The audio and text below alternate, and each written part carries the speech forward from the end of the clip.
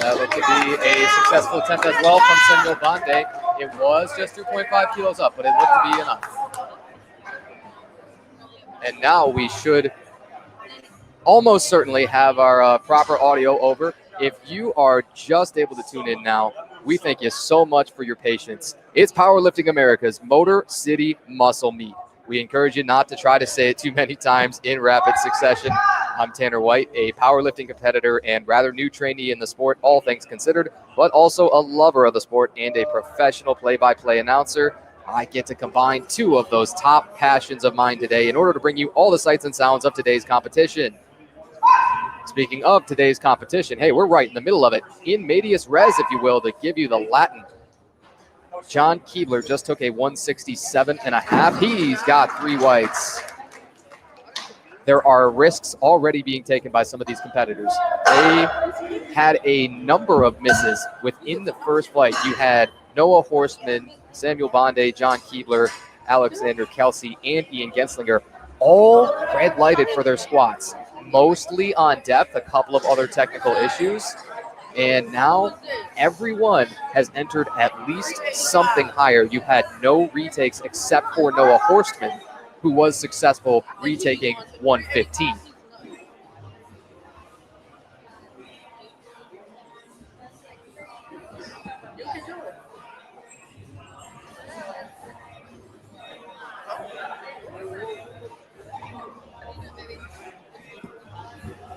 Here is Jason Fan with 175 kilos. That's 3 reds with the comp collars. Jason with the aggressive rebound on the sleeves, the SBD sleeves. Those are known to be some of the most popular. And he is good enough. That's 3 whites. It's 175, a successful attempt for Jason Fan. Alexander Kelsey, he'll be next up with 177.5, just over 3 reds. Again, with the comp collars, he's going to slap a silver plate on there. Those are 1.25 kilos apiece. And as we mentioned, a pair of comp collars is 5 kilos total. Our barbell is 20, and a set of red plates is 50 kilos. Kyle Hudson on deck with 180, his attempt. And then Ian Genslinger, again, will be at the bottom of the flight with a 205 for his second. Alex takes a moment to settle it. It's one of those, you never know, on depth. Oh, it's 3 whites. Kyle Hudson ready with 180 in a moment. Ian Genslinger has pretty much all of the heaviest openers entered so far. The only other standout and the heaviest opener of the entire flight is going to be Alexander Kelsey from the 93 Raw Sub Junior with a 225 deadlift opener. 496 pounds, nearly 500 at the age of 16.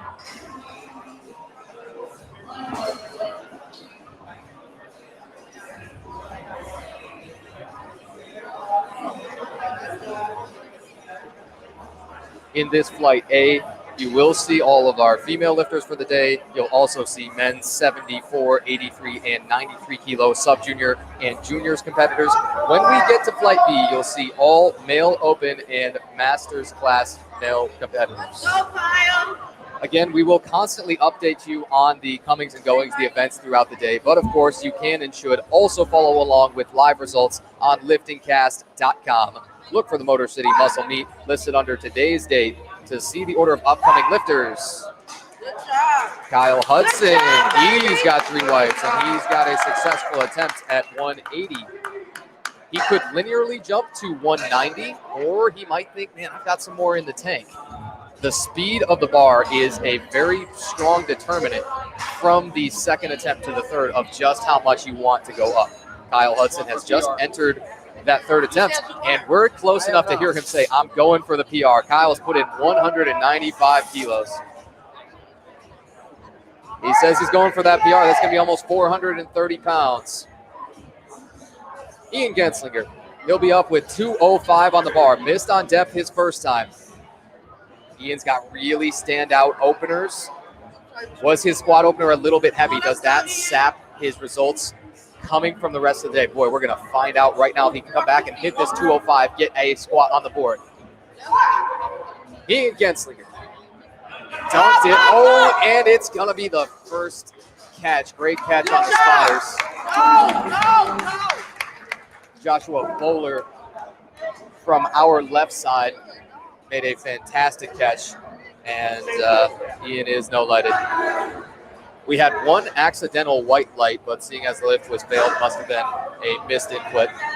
And I believe Ian's coach has just come up to the table, said, yeah, he's going to retake that exact same 205. Now, the pressure becomes even higher for that 205 because he's got to get one on the board in order to not bomb out of this meet.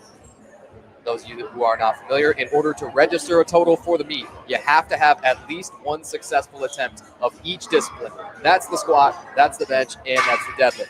Ian, after missing his first 2 squats, has no option but to retake that 205 and hit it for his third to find a way. Faith Horstman will now go with a 12.5 kilo jump. That's sort of the range that I speculated she would be in. Her third squat will be 60 kilos at a body weight of 49.4 and at the age of just 13, the youngest competitor today. Faith Horstman is a women's raw pre-sub junior. This is an age class which exists only in the women's division. And the weight class goes up to 52 kilos, Faith weighing in 49 and a half. Faith will complete it. The question is always depth. As we've seen, tight judging all the way across the board. It's 2-1 red. Faith is going to have a best squat of 47.5. Nonetheless, absolutely a worthwhile take for her. Again, it's highly dependent on the bar speed of the second attempt, what most lifters decide to take for their third. When that second moves quite comfortably, they're almost certainly going to take something that is not linear. If you have, a 5 kilo jump from the first to the second, and then it's a little slow, then you may see just a 5 kilo jump from the second to the third. This is Nicole West out with 70 kilos. Speculate that one is going to be called on depth. We still await. We never know. Might have an issue with the judges' lights not popping up. In fact, I think that is what they're taking a look at. They finally all come in, and they are 3 reds. So Nicole West, our Masters competitor, she will also have to take her second squat results to add to her total. But as long as everybody's got a squat up on the board, well, you stay in the meet. Nicole West at 60 kilos. That was beyond body weight for her, weighing in at 59 today. Again, she is a 63 kilo class competitor. Many of our lifters nearly towards the bottom of their declared weight classes. Especially when you look at Matthew Iapata. He's an 83, a junior, and weighed in at just 75.2. Had he been a kilo and 0.2 lighter, could have made that 74. It's difficult, right? Was the lifter intentionally cutting weight and just didn't get to the weight they needed? Do they typically walk around as an 83, or do they typically walk around as a 74 and elected to eat something? Are they intentionally competing up a class? So difficult to say. Josh Montague taking 127.5, a 10 kilo jump from his second. Jumped 12.5 for the first. Josh is stuck. And again, another fantastic catch. Side spotters able to haul it in. The squat event, tricky so far in the first flights.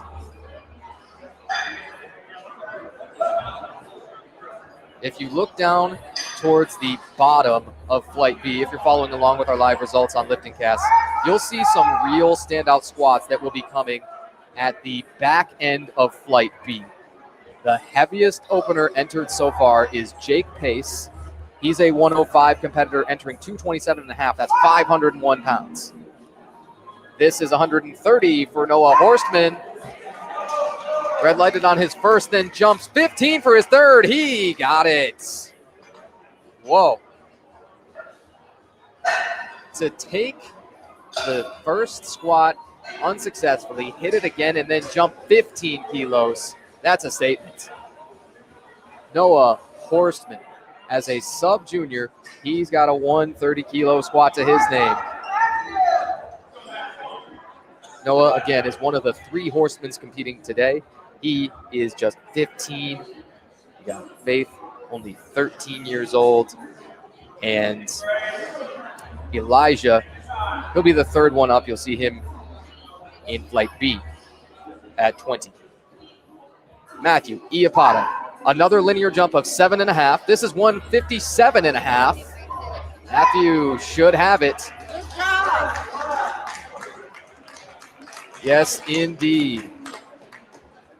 The sub-juniors, the juniors, everybody's showing out. Jason Fan is up next with 180 kilos, will be beyond 3 reds. Jason will also go with the linear jumps, 170 to 175 and then to 180. Alexander Kelsey waits on deck with 185. That's the third attempt that he's entered. And then the heaviest third of all of this Flight 1 is still going to be Ian Genslinger.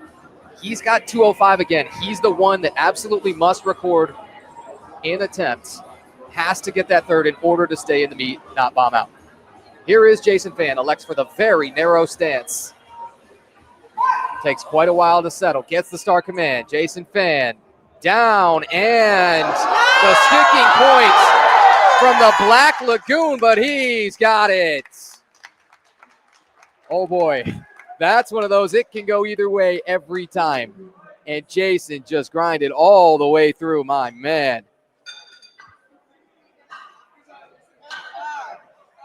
That was unenviable.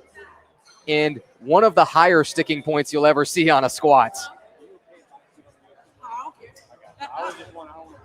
We had to crank down the crowd noise for you. It got a little bit too loud in here. Detroit Muscle Gym, where you at? To remind you, that's exactly where we are. We're at Detroit Muscle Gym here in Plymouth, and this is the opening flight of Powerlifting America's Motor City Muscle Meets. Today's meet brought to you by gold level sponsors Eleiko and Notorious Lift. Alexander Kelsey, 185 kilos on the barbell. Alex should have plenty of depth, all the depth and more. Little shake to him. He's got 2 to 1. Count it. It's the juniors and the sub-juniors that are putting on shows right now. Alex Kelsey with a nearly twice body weight squat of 185. Samuel Bonde will be taking well beyond twice body weight. He weighed in at 90.1 kilos. He's another raw sub-junior, a 93 competitor. That sub-junior class, 17 to 20 years old. Then, of course, you got the junior class beyond that. A ton of incredibly impressive young talent. Rack height being dropped a bit for Samuel. That's one of the first things that happens in the morning for those who have not had the privilege of coming to one of these meets in person. Weigh-ins as well as athletes' rack heights are all recorded. You step up to the barbell, you see exactly where do I need this rack set to have the best chance of executing my lift successfully. Samuel Bonde, speaking of, out here with 190 on the bar. Oh my goodness, that is a 22.5 jump. He went up 2.5 for his very first. Now this is 190 from 167.5. Samuel Bonde. Hello. He got all the way through. Let's find out. What do you got with the 190? Oh, 2-1. That's red. That will not pass. He'll have to sit with just a 167.5. It is a massive risk, of course, to jump 22.5 kilos for a third squat, and he's going to come up not super thrilled about it. Decked out with the SBD, has both the singlet and the knee sleeves, plus the SBD belts. Looks the part. Had the aggressively chalked back. He fought his way all the way through, but in the end, depth has been the issue for just about everybody. Now, John Keebler. Men's Raw Sub Junior, again, he's out there with 190. He should have it. How many times have we said that and been wrong already in the flight? But that is good enough. Now, John also jumped 22.5, and he is successful. A miss on his first squat at 150, and then the third is all the way up to 190. That is a massive, massive difference. It's such a shock to the central nervous system to go 150, miss on depth, and come back with 2 successful attempts, each bigger jumps than the last, is nigh on unbelievable. Now, Kyle Hudson, what did he say? He said, I'm gunning for the PR. That's what I'm going to load. It's 195 kilos on the bar. A Raw Sub Junior, Kyle Hudson. Come on, Kyle. Go, Kyle's up quick as anybody on their third squat. He should have it. Good job. That's 2-1. Good job. Kyle, is that a lifetime PR? He said it is. My man. 195 keys. Ian Genslinger is the very last to go for the third squat. He's got to get this one to stay in the meet. If this is the best grind of the day, well, he's going to need it, so it wouldn't be a shock. Time to find out.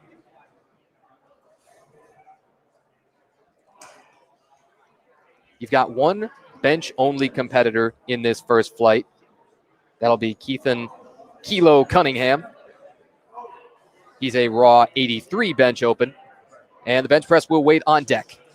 Ian Genslinger to stay alive for the meet, to put something up on the board. He fought all the way through. He knows it, but he got it too. One of the sketchier third jumps. Rather, he had to retake the third, but it counts. He'll still be in it. That is the kind of display of emotion that you're not going to see with too many third squats, even those who have set PRs and those kind of things, because it is just so stressful. This is your very beginning of the day. We've got 9:37 a.m. We started, just beyond 9. Boy, it counts.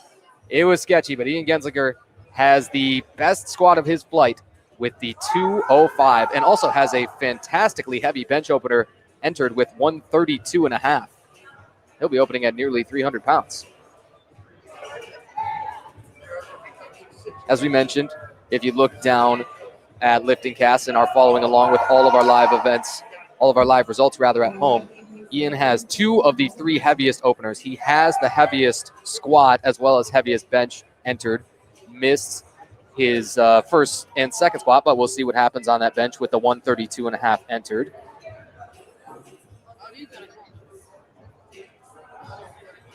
And then the heaviest deadlift opener is Alex Kelsey at 225. We turn it over, however, to Flight B. And the very first attempt was Noble Dowling, likely we suspect just looking to put up something on the total. I need you guys to reset the clock. And I think he's saying, I'm going to scratch the next 2 squats. Maybe just looking for the bench and the deadlift PRs. He is not listed as a push-pull competitor.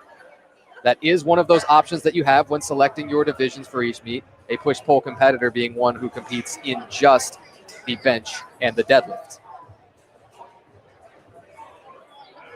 That will count towards his total, however. It was the barbell plus just chips, so it was 25 kilos. Now a somewhat substantial jump from that very first attempt of this Flight B to the second. Darius Carter, he's a 105 competitor. He's opening with 145 kilos on the bar. He will also elect for the no knee sleeves. Darius has got the gray A7 singlet. It's a great one. That's a great look. Oh, and his first squat is going to be red lighted. Darius will have that same option as we saw 5 other competitors in Flight A also have. That is either retake that second squat or go up.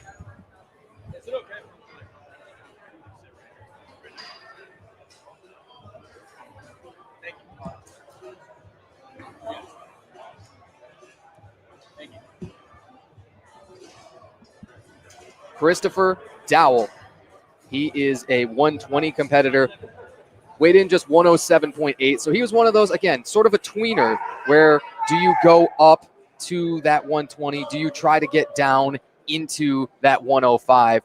He weighs in at 107.8, but he will be a 120 competitor, and he's got 170 on the bar to open. Again, we're nearly 3 reds in on the barbell, and this is just the third attempt here of Flight B. Here's Chris Dowell.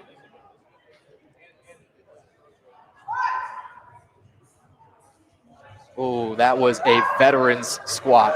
It was settled so well. That barbell on his back just looked like it belonged there. That's good at 170 for the squat opener, and there is way, way more in the tank. If we are prognosticating, wouldn't be surprised to see him enter something aggressive, 15 kilos jump or more.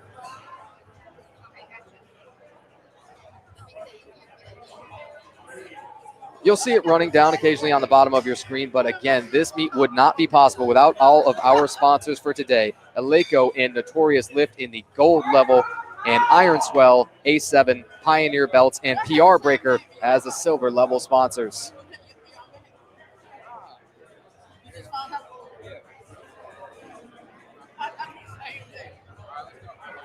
We're up to 3 reds now on the barbell. Kyle Craig with 175. As we say 3 reds, remember, those competition collars are 2.5 kilos each, meaning a pair of them adds 5 kilos.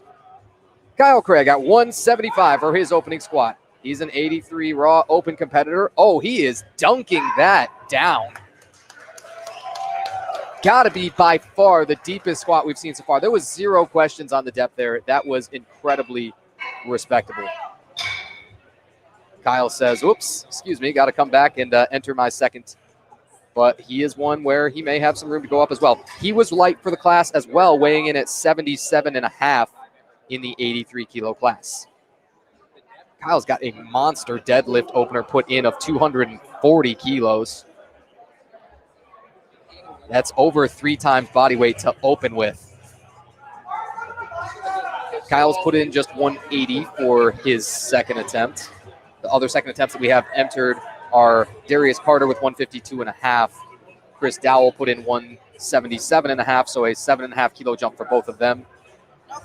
And now this is Elijah Horseman, the eldest of the 3 horsemen. Again, we're going to get caught up at some point accidentally saying that, the 4 horsemen. Elijah with 197.5. Oh, as smooth as any first attempt. That is what you love to see. It gives you so much confidence to think that there is a whole lot more to be had after the first squat. Elijah Horseman good at 197.5. And he is light for the 93 by a good margin, too. He weighed in at 85.45 kilos. So 2.5 kilos less, and he would have been eligible for 83.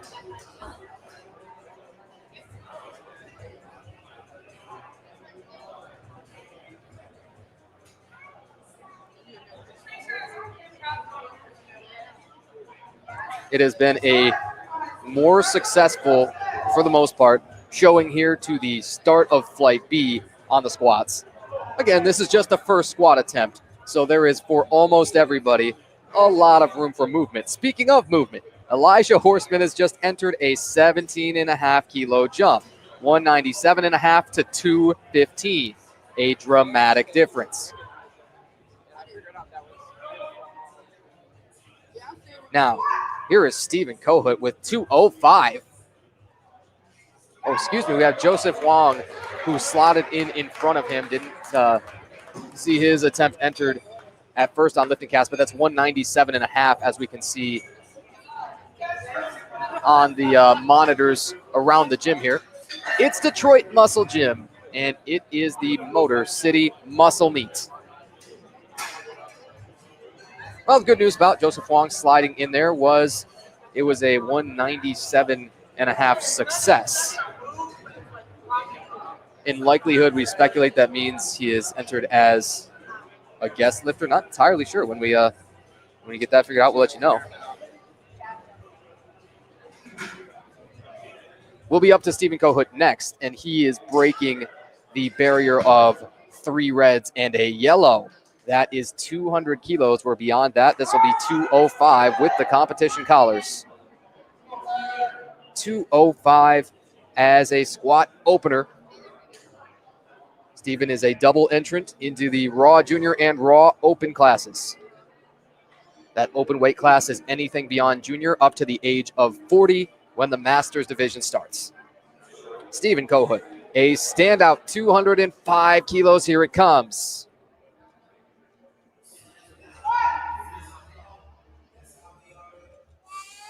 And Stephen, okay, changed my mind. That's the best looking first attempt. I think it was flashed up 2-1. Even so, I expect Stephen to go up heavily. The age of 21. That is a fantastic squat to put up for his first, weighing in at 88.7. So he's light, roughly in that midpoint of the 83 to 93s. Eric Eller heads up next.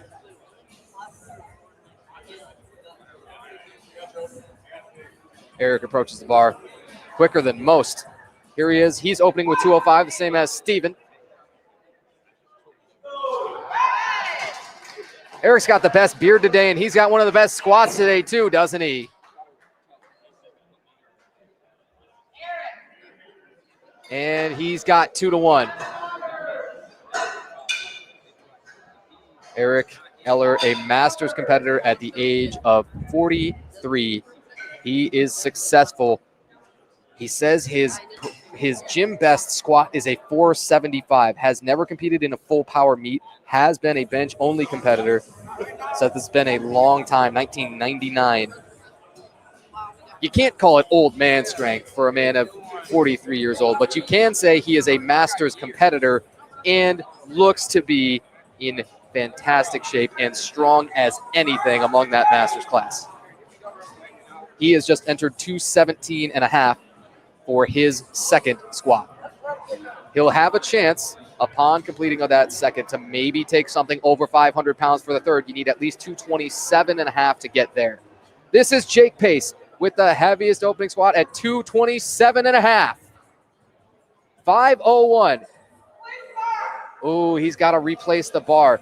It's maybe in part up to soft knees, that his knees hadn't been locked yet and he was not given the command to start. That unrack took a while. He held it there. He had patience with it, but all that matters is your head ref and their start command cannot begin the lift until then. Now he gets that squat command with a real narrow stance. It's the low top Converse. Jake Pace opens at 5:01 and got it.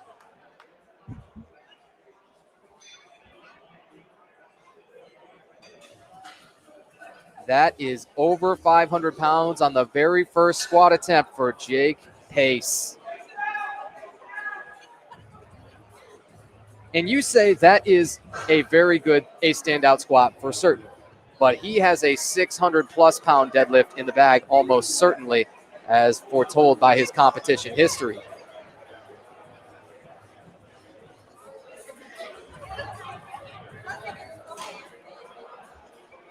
You look back to October 12th of last year, he competed in Indiana at the Tested Strength for Survivors 2 and did pull 600 pounds. He had a miss at a gargantuan 287.5 kilos. That's 633 pounds. He jumped 33 pounds or 15 kilos from his second to third deadlift at a time of the day when most people are just a little bit fried.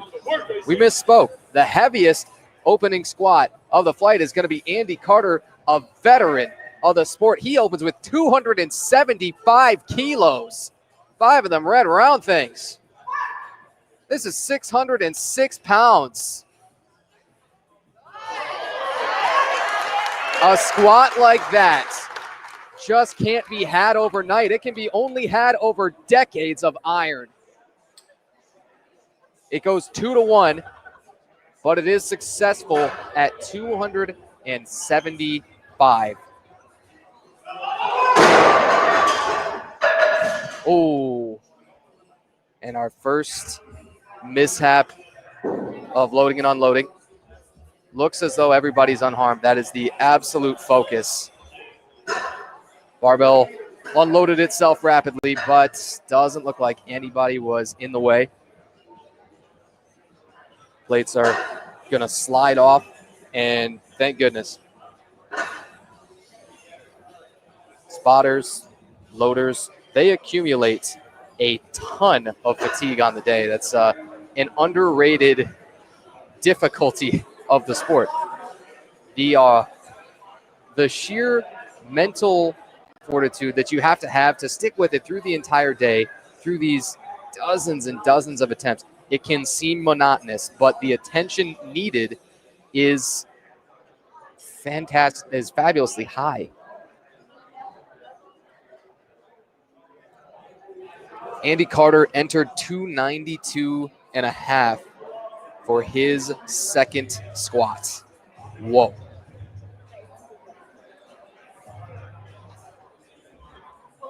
Andy is one of those who has also clearly stated his competition bests are much better than his gym lifts. He's one of those who really likes to save it and go absolutely all out on the platform.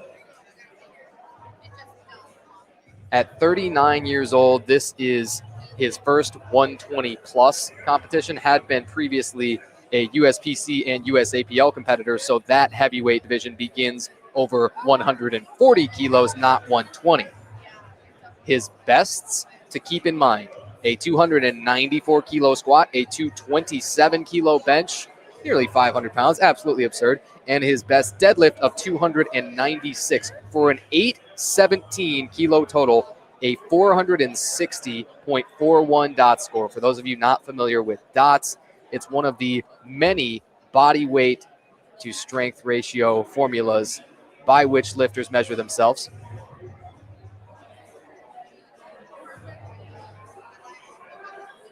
Andy Carter has the best male competition dots coming in with that 460.41, and also the best male competition total overall at that aforementioned 817 kilos. His body weight during that competition, when those bests were recorded, 127.3. So as a 140 competitor, he weighed in rather light. Jake Pace was another competitor that came in with well over a 400 dots for his best competition total. Again, in part on the back of a 272.5 kilo, 600-pound deadlift.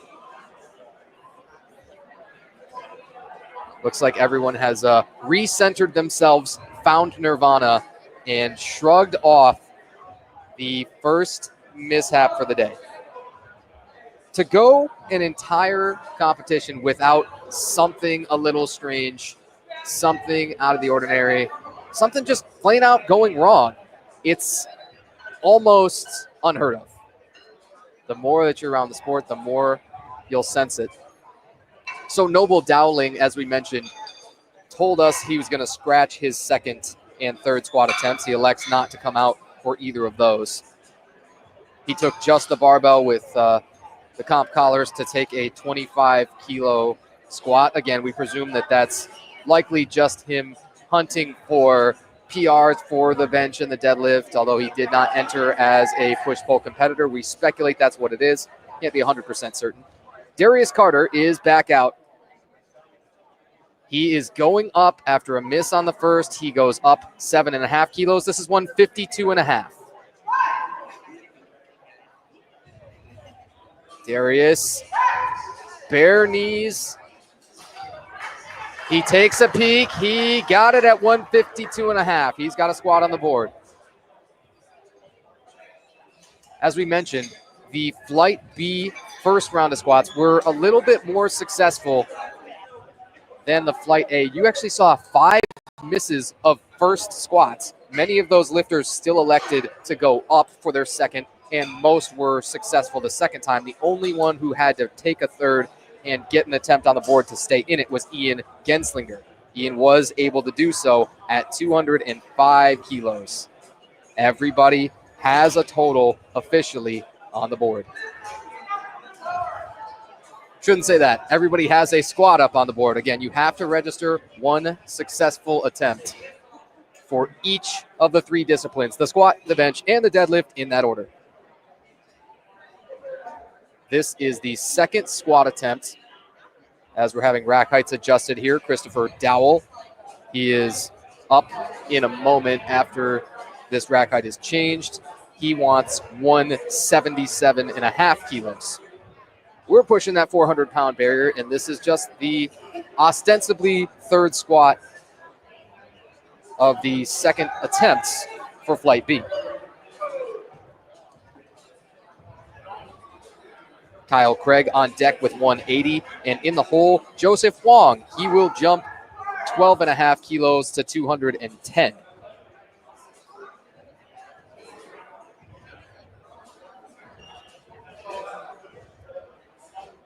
Chris Dowell from Pontiac, real nearby, 32 years of age, says his best competition squat before this was 200 even. That 177.5 should be, oh, not quite. He's looking up in exasperation. He got 2 reds. Now, likely we expect him to still go up, but by how much? It looks like he's going to fall shy of that best competition squat, but perhaps he's got room to make up for it.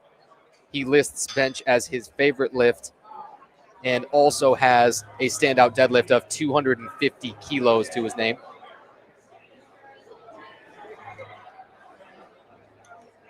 Thanks once again for everybody that's tuned in with us. Thank you so much for your patience as it took us just a little while to get on air. Missed a couple of the first few attempts. Go back and look at the results on Lifting Cast of just exactly what happened with those. But basically, it started with Faith Horstman, then Nicole West, and Josh Montague. All had successes on their first squat attempts. By the time we got on air, we were roughly to the area of Noah Horstman. Now, bar loaded for Kyle Craig. This is 180 kilos. Hit 175 on his first. A light weigh-in for the 83 class.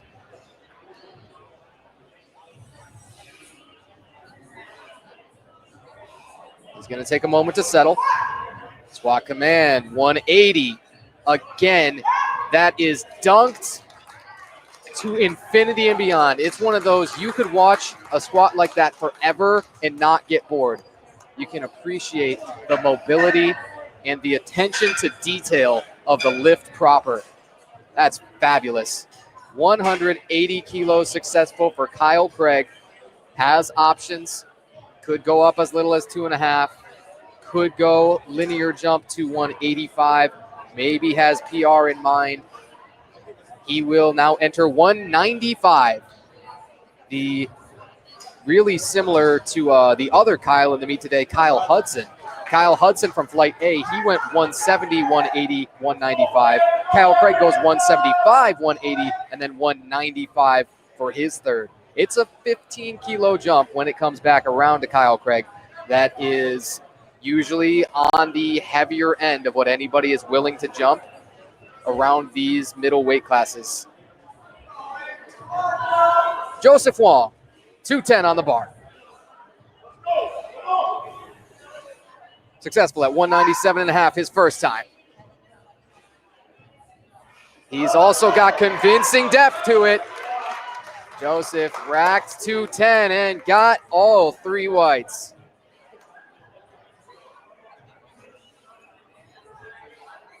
The 83s showing out. 83s and 93s dominating the entries, as they so often do. Those are the 2 most common classes of competitors here with Powerlifting America. The men's sort of middle weights. Elijah Horseman and Stephen Kohut are both going to take 215 kilos. Elijah, by nature of the lighter body weight, will be out first. 197.5 to 215. He jumped 17.5 kilos. Many say that is aggressive. 38.5 pounds roughly he's jumped from his first to second. Saw the unrack rather even a little bit difficult for him. Does he have what it takes for the 215 second? You bet he does. Smoked. Elijah Horseman is thinking, okay, that 500 pounds sounds real good. He's going to come in and put in his third attempt. It would take at least 227.5 to cross over that 500 barrier. Let's find out. We're fortunate enough to be able to sit close, typically close enough to hear the lifters say their own attempt as they come and meet with their coach at the scorer's table. If not, it will be entered shortly after they take their attempt on Lifting Cast. Again, if you're having trouble finding that live result entry, go to liftingcast.com. Look for the Motor City Muscle Meet from Powerlifting America. Stephen Kohut, 215 kilos for him as well. He follows Elijah Horseman, who was successful at this same attempt. Both 93s. Stephen, big brace. He's got a pretty upright squat technique, and it should work just fine. 2-1, that passes. Elijah Horseman's just entered 230 keys. That's 507 plus pounds.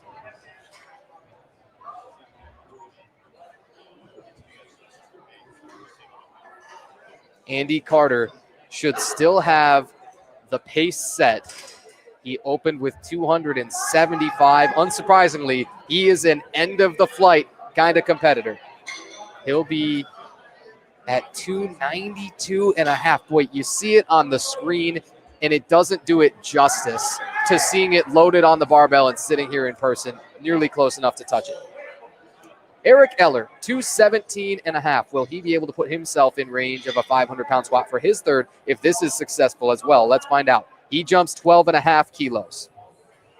Good at 205 his first time. Ooh, we had a near misload. It was caught in time. I think Eric himself pointed it out. Our loaders are, it is the least enviable position probably of any. Loaders and spotters are extremely, extremely valued, difficult, very tough to find good ones of too.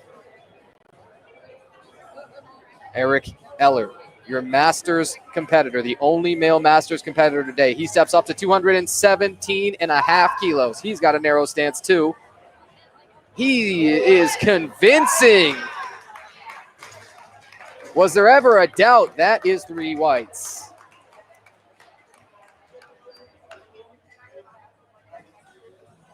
And Eric's got a 167.5 bench opener entered too. Be excited to see when it comes to bench just how much he has. Is he going to go over that mystical 405 barrier? It's 4 plates in pounds, and yet we don't use those here.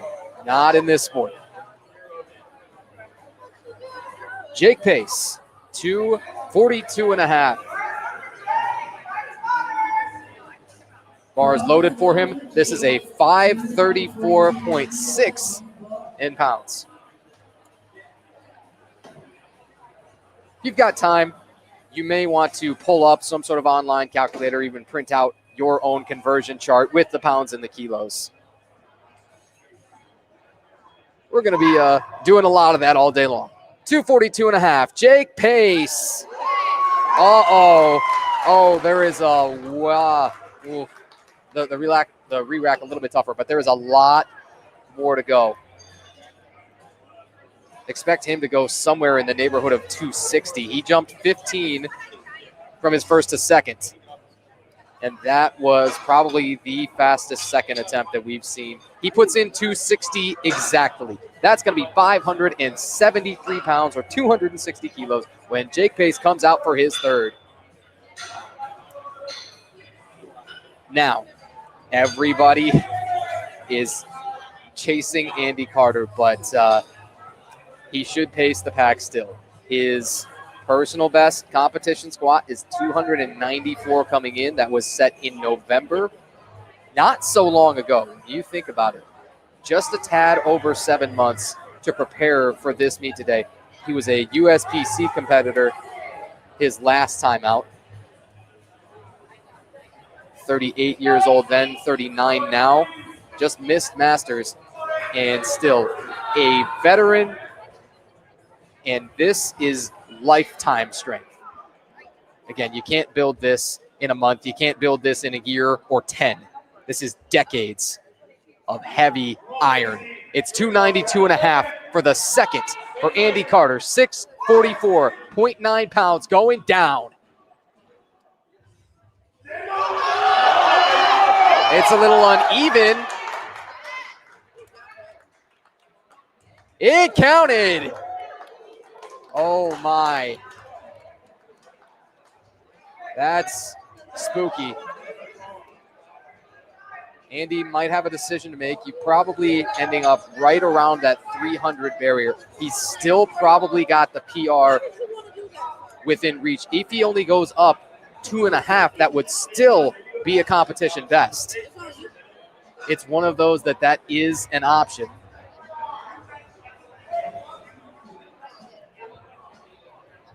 Andy is still debating with his coach at the scores table right now. He says, let me see the video.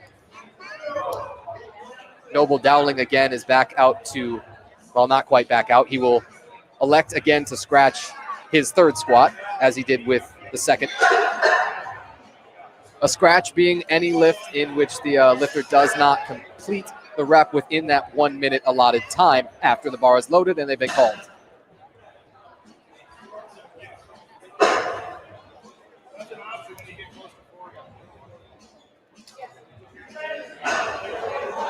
Andy Carter says that's what happens when you get close to 40. I think he's saying things slow down a little bit, but he got that 644 on the board.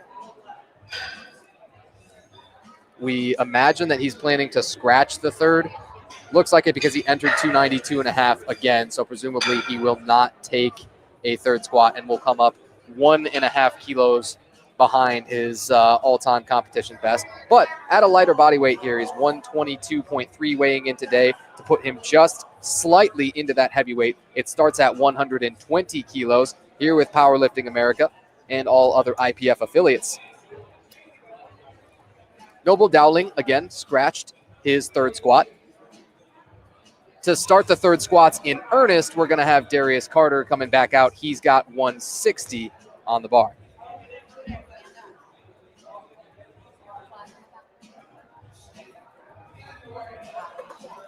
Darius, in his first competition, wants to shout out his fam. He says, good luck, lifters. He was one of those where when we gave them some questions, comments, concerns, or shout outs that he wanted to give good luck to everybody, to all of his fellow competitors. And he says, MJC forever. Darius Carter, here he comes. 160 kilos on the bar at a body weight of 102.5.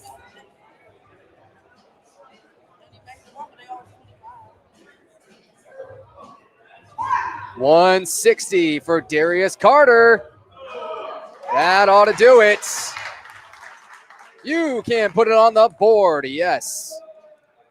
A shade under 353 pounds. Depth, convincing. We enjoyed it. Christopher Dowell will be up now. We're beyond the 3 reds again here for the 3rd squat attempts of Flight B. The change over to bench coming as soon as this flight finishes their squats.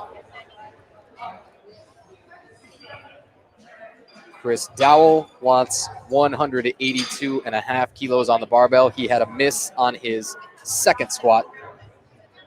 So again, anytime you miss an attempt, you have the option, of course, on the 1st or 2nd. You can either retake at the exact same weight, move up in any way. And the smallest units you're allowed to move up by is 2.5 kilos total. Chris Dowell, 182.5.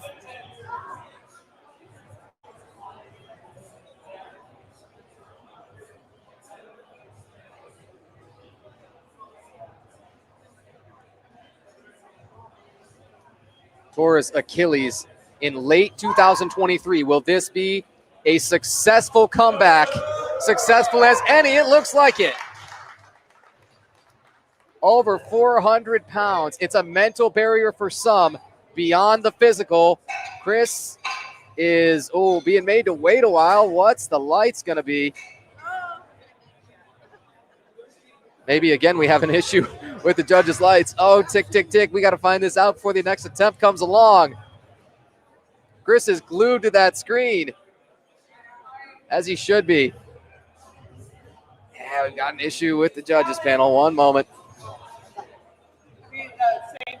Everybody is learning valuable lessons in patience today. Once again, we'll set the scene for you. This is the Powerlifting America Motor City Muscle Meet. We're live at Detroit Muscle Gym here in Plymouth, and this is Flight B, near the middle of the final squat attempts. Chris Dowell eventually, I think, got the lights. Man, it took quite a while, but it is good enough. Over 400 pounds with the successful squats. Unsure if he got 2 or 3 whites, but the lift is passing.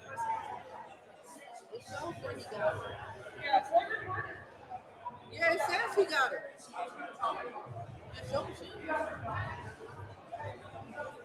We're told Chris had a no lift from the left, but from the head and right, he did pass it. He made it. Just one of those where it didn't flash up on the monitors in the gym. Sebastian Carcioni was the only ref to no light that one. To no lift it, rather. So, eventually, Chris Dowell's squat passes at over 400. Kyle Craig, he's jumping 15 kilos, 180 to 195. A light 83. It's a big number coming up for him. This is almost 430 pounds for Kyle Craig.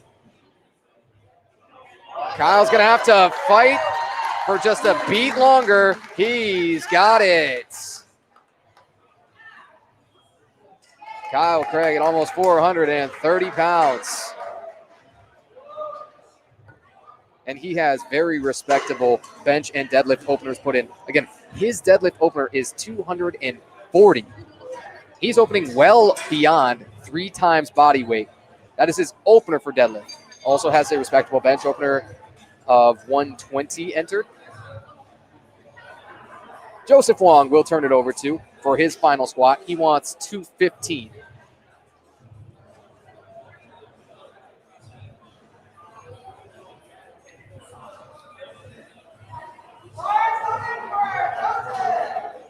Bar now loaded.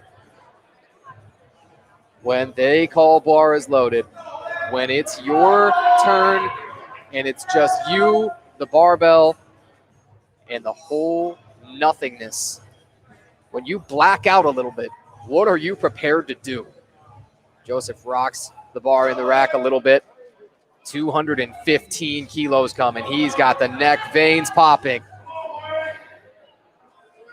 With 474 pounds on your back, it's fight to survive. Joseph! The survival instinct, it just kicks in the middle of the squat sometimes. No other lift will try to crush you the same way as a competition barbell back squat. 215 kilos. Success, and we have had no misses among those who have actually taken those third squats. That is exceedingly rare. One single squat opener missed in this flight. That was Darius Carter. One single second attempt missed. That was Chris Dowell. Everybody else is passing so far. A far cry from flight A here to flight B. You had 4 third squats missed. You had 5 opening squats missed back in flight A. Stephen Kohut, he wants that 500-pound barrier. This is 501.5, 227.5. Get up on your feet, even if you're at home, for beyond 500 pounds. Stephen. Oh, the strength is there. It all comes down to the lights. Tick, tick, tick. We're made to wait again. 2-1. These 93, even 83 juniors got a lot of standout squats. Stephen Kohut passes with a 501.5 pound squat. Eric Eller is going to take exactly that same thing. And these competitors know this. They know where, you've got to be with the conversion to get over the 400 or the 500, those number mental barriers. Again, they're much more mental than physical at a certain point. I think Andy Carter was the other way around, though. After hitting his second, he said, yeah, there's probably nothing more in the tank. I probably got everything I possibly could have out of that second squat at 292.5. Eric Eller, for over 500 pounds in his first full raw power meet. He locks the knees, squat commands. 501, yes! That's why they call them masters. There's going to be a lot of these brief pauses as everybody takes a moment to, because of the strict judging rather that we saw from flight A, everybody looking intently at the board immediately as they finish to see just exactly what those lights do indicate. It passes. It's a 501 squat for Eric Eller.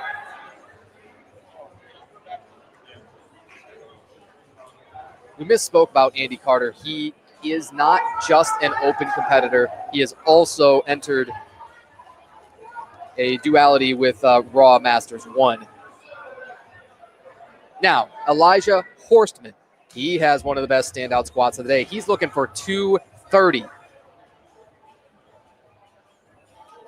As a 93 open, had the option to enter as a junior. He says, I want it all. This is 230, a 15-kilo jump. It's coming up. He never doubted for a moment. Worth it to grind that out, to get a full 15 kilos added to the total. Elijah Horstman with the 230-kilo squat. That is 507 pounds.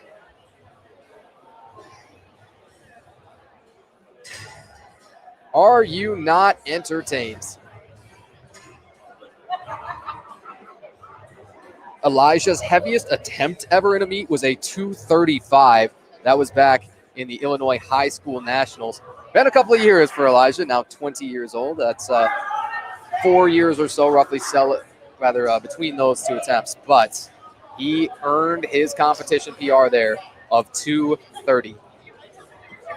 Previous best coming into that was 222.5. Jake Pace has 260 on the bar. Coming in with a previous squat best of 227.5 to blow that way out of the water. Jake Pace, are you kidding? A 32.5 kilo squat PR, like it wasn't no thing. We're almost certain here, again, the judges have surprised us a couple of times, but it almost certainly seems that one is going to pass. And that should be the heaviest squat because, again, we expect the heaviest squat taken out of these third attempts because we expect that Andy Carter will scratch. Man, 260 kilos. That is 573 pounds for Jake Pace, a 105 competitor. One of those numbers that often is reserved for just the heavyweights, the 120 pluses. That's exactly what our scorer is saying right now, that Andy Carter is scratching. He got literally everything he could out of that 292.5 squat, grinded it long enough to say, I have had enough. And that should wrap up our squats.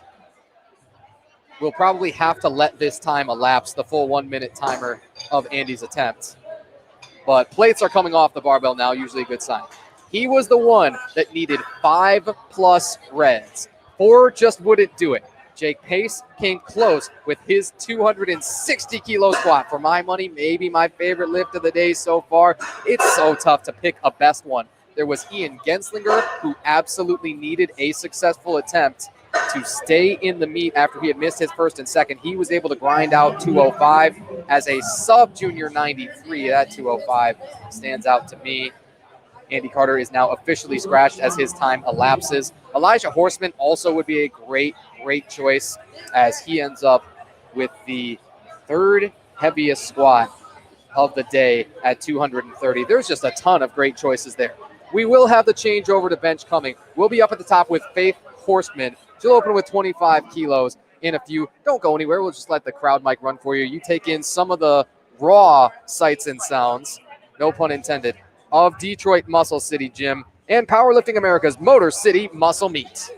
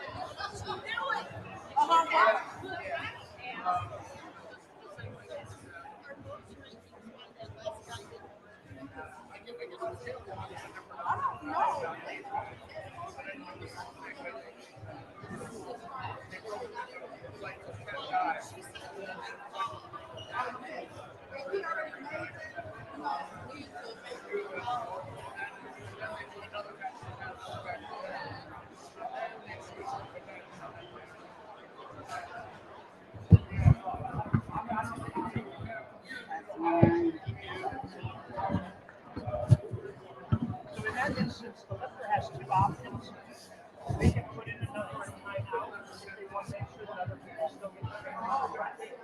Or if they just don't want to take the Oh, he didn't want to do it. He already did it. He didn't need to do it because he already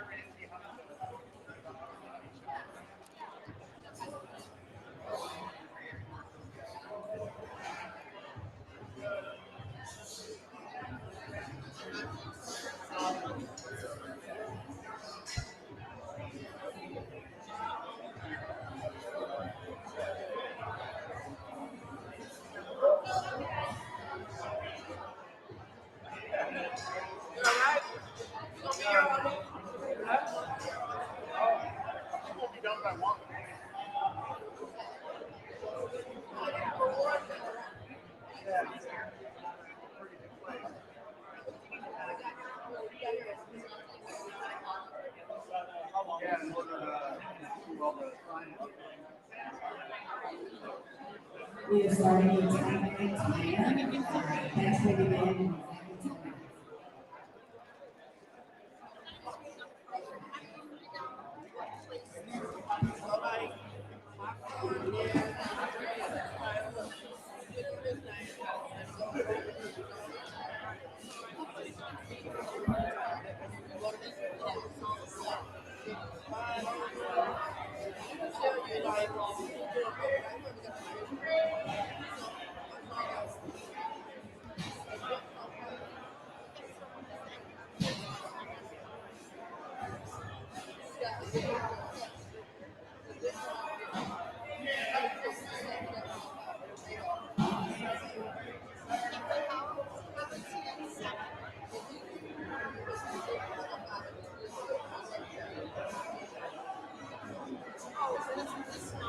That's only for that. That ain't for the whole thing. Yeah.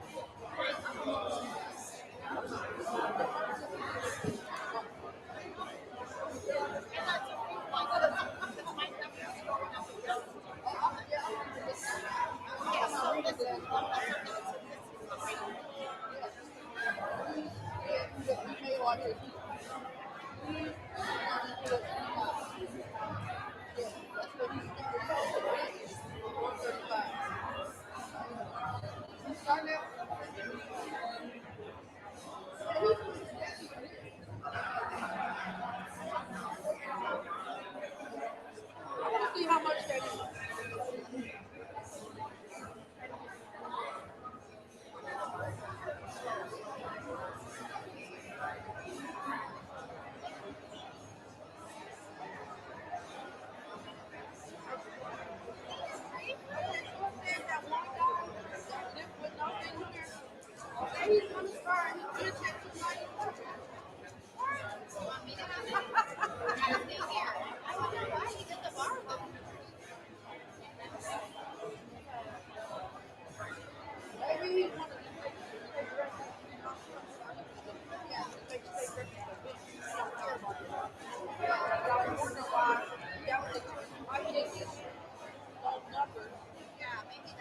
The other thing is, he wanted to go back to the next thing that I did.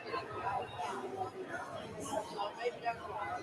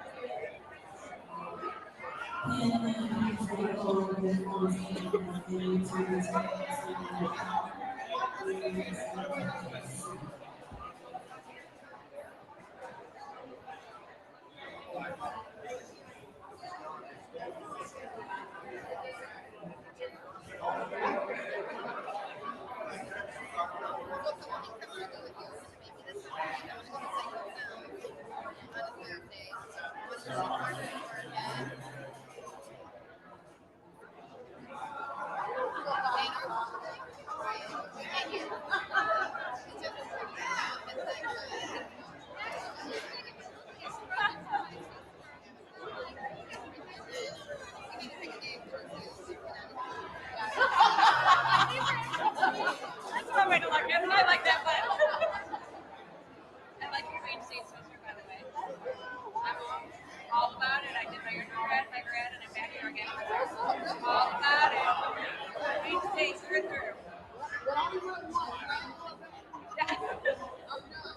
You know what? I said I went back. I don't know what it's doing with it. I just decided to challenge myself, but yeah. I don't know what it's doing with it. Let's down it. But guess it does.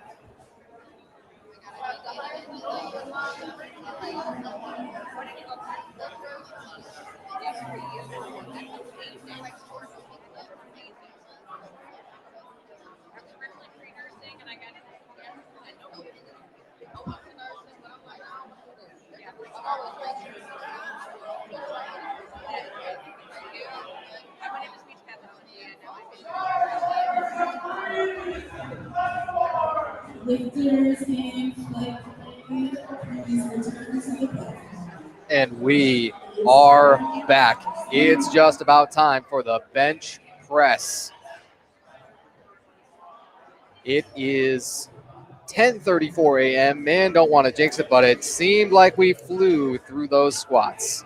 A very, very successful meet to this point. We avoided disaster with the one plate dropping incident, one of those where, well, the coordination between all of the loaders and spotters, it's absolutely all the time. There is not a single moment when we can't have everybody on the same page here. And fortunately, no major injuries. As we turn over to the bench press, it's going to start with Faith Horstman, the same way that the squats did. Again, the attempts will progress from lightest to heaviest throughout the flight. And we have our one bench-only competitor at the very bottom of the flight, Keithan Kilo Cunningham. He's going to open with 147 and a half. A 325-pound bench opener once we get there to bench open. Faith Horstman, she'll be up first. She's got the barbell plus the competition collars. That's 25 kilos. Nicole West, our women's raw masters competitor, will be next at 35 kilos. From there, we'll progress just as you might expect. This first flight, again, will feature our women's lifters and men's raw juniors and sub-juniors with, again, Keithan Kilo Cunningham Entering as a raw open bench only competitor, he's also a sub junior.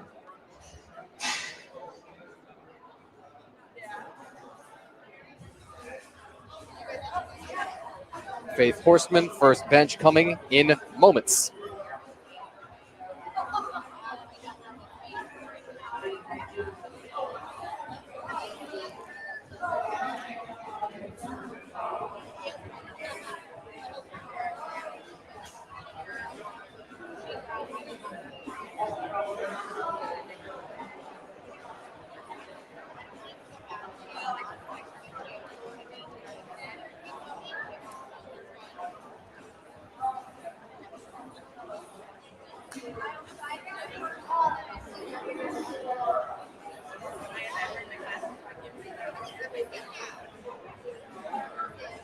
Changeover finally all done, and we are set to have our first bench of the day.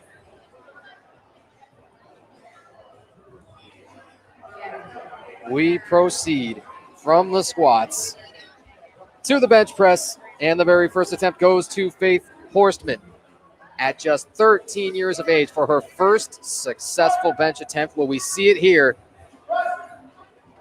And she's got a bench up on the board of 25 kilos. We were able to hear during the rules meeting an explanation of all of the technical rules from our head ref, Ron Brinker, a national level ref from Ohio. He told us that the bench press is the most technical lift. In part, they say that because it has multiple commands to it. You'll be able to hear those likely at least a little bit with the crowd mic. The start command first allows the lifter to begin the descent of the bar toward the chest. It's got to then become motionless for an appreciable length of time, that discretion up to the head referee. After that bar has become motionless, the next command heard will be press. Bar's got to be locked out with the elbows fully extended. That's typically how the verbiage goes, no matter your federation. It has to be pressed back up with straight arms and locked elbows, and only then can it be replaced in the rack.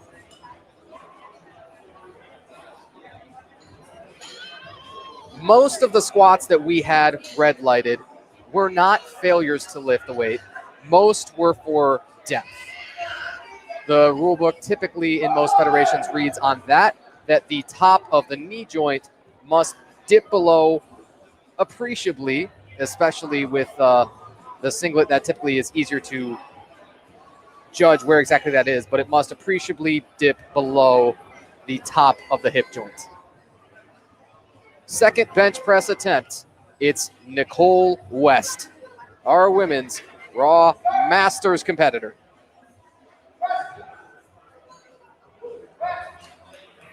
Nicole has a smooth ascent to her bench, and that should be success at 35 kilos to open.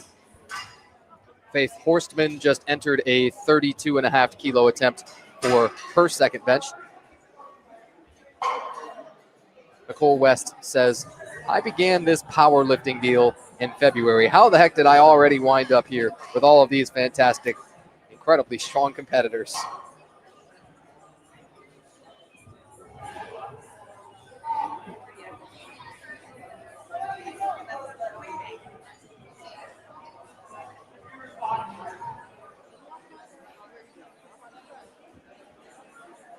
Nicole has a successful bench. We're now waiting for our monitors to flip over to our next competitor. It will be Josh Montague to head out.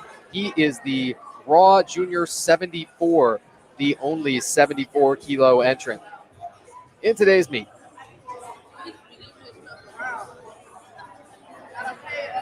Josh Montague, 19 years of age, still eligible for that junior class.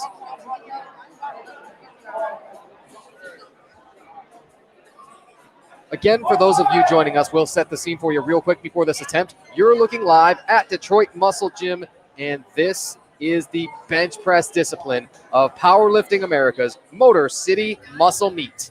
Don't say it too many times fast. You're almost destined for a tongue twister. I'm Tanner White. a powerlifting competitor and a play-by-play announcer, bringing you all the sights and the sounds.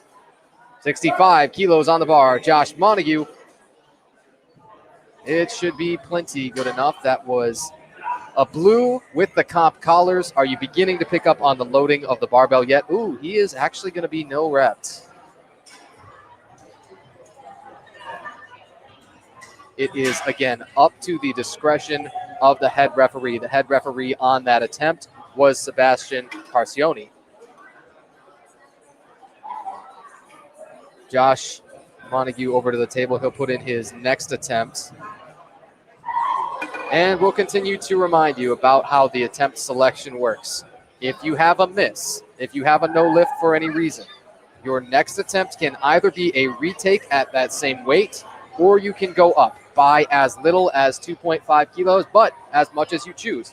Josh Montague has just entered 75 kilos. He's going to jump 10 for his second bench after an unsuccessful attempt on the first. Try and figure out in a moment just what the issue was. It looks like technical cards, and likely that means jumping the press command, not holding it paused long enough. Noah Horseman also at 65 kilos. He appeared to not have that same issue.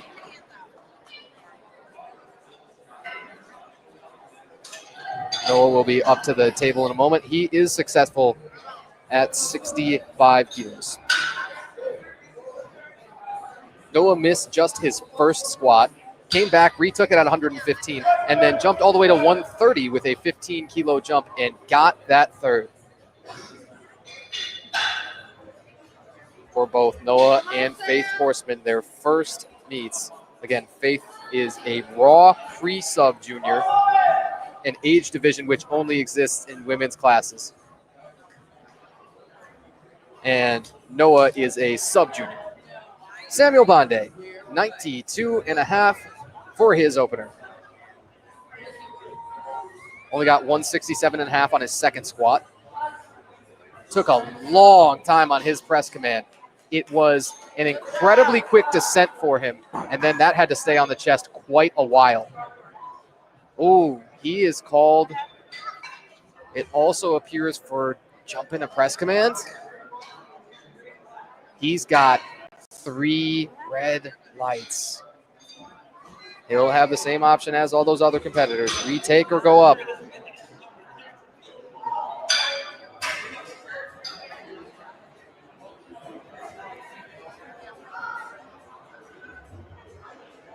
Samuel Bonde under Team SB Iron. He enters. His coach is over at the table right now considering options. And we'll, in just a short moment, find out what they're going to enter. They go 102.5. So he's got to jump 10 kilos, just as Josh Montague is going to, after both were unsuccessful. And it all came down to the commands with both of them on their first bench attempts. That's 100 kilos for Matthew Diapata on the bar. Again, we didn't have the monitors changed to reflect Matthew being up. It still showed Samuel's last attempt. Judges should be able to still enter their lights. We'll find out in a few moments how they sort this out.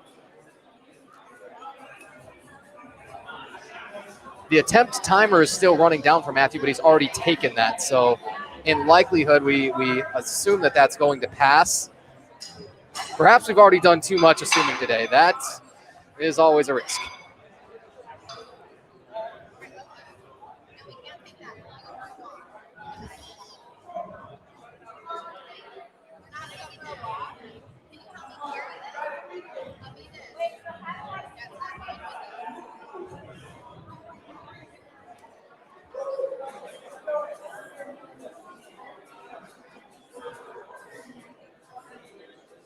We're still awaiting word of any kind. It clearly appeared to us that Matthew Iapata's first bench at 100 kilos was going to pass. That 100 kilos will stay on the bar, and Alex Kelsey will be up next. A reminder, the attempts will be taken from lightest to heaviest throughout the flight. This is flight A. Coming up, we'll have Flight B. You've got 13 lifters here in Flight A and 12 in the second. So just 25 competitors here in the Motor City Muscle Meet. This meet is brought to you again by the gold level sponsors, Eleiko and Notorious Lift, as well as the silver level sponsors, Iron Swell, A7, Pioneer Belts, and PR Breaker. Among all of those brands, no bad gear can be had. They are all premium. They are all supportive. They are all staples of the powerlifting community, and they simply give you a little bit of aura, I think, to be wearing any of these. Now, it looks like Matthew is going to have to come out and retake his bench attempt. Ooh, so he may have the dreaded fourth attempt to get to. Well, first time was good. Matthew's got to go and hit it again.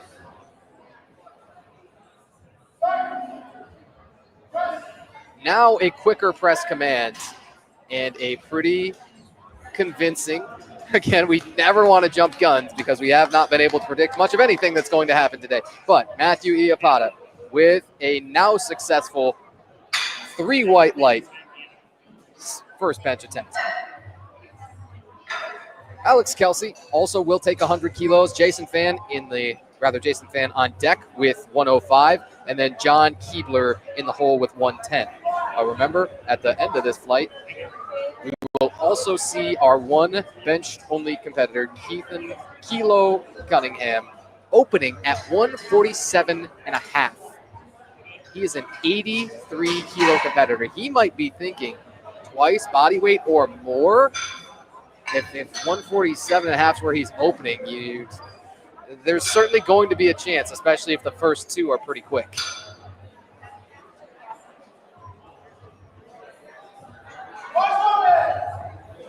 Bars loaded. Alex Kelsey. He had a 185 squat up on the board. He's a raw sub-junior 93. The juniors and the sub-juniors are some of the ones to watch, and they dominate this first flight.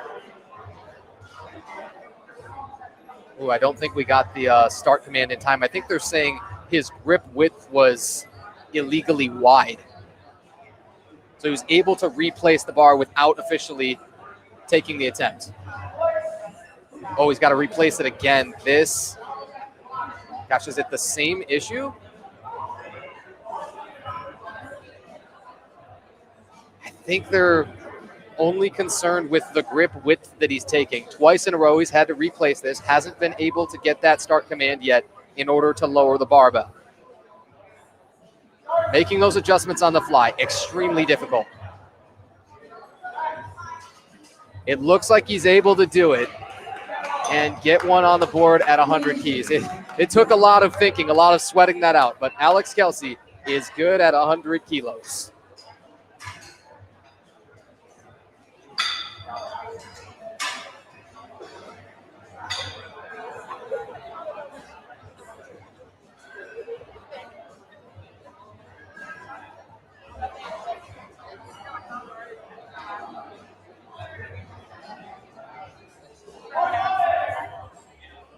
Bar now loaded with 105. You've got a red, you've got a yellow, and the competition collars. That adds up to 105 kilos. This is 231.5 pounds. Here's Jason Fan.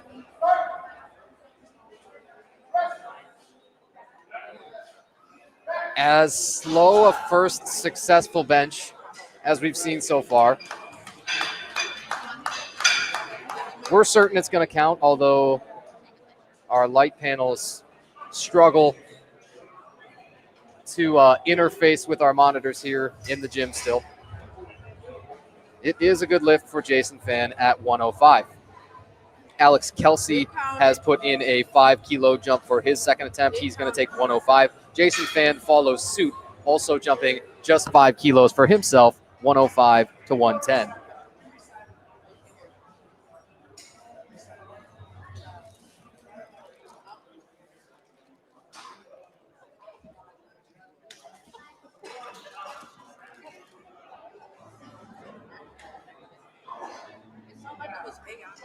Rack height is being adjusted now. Again, that is one of the very first things.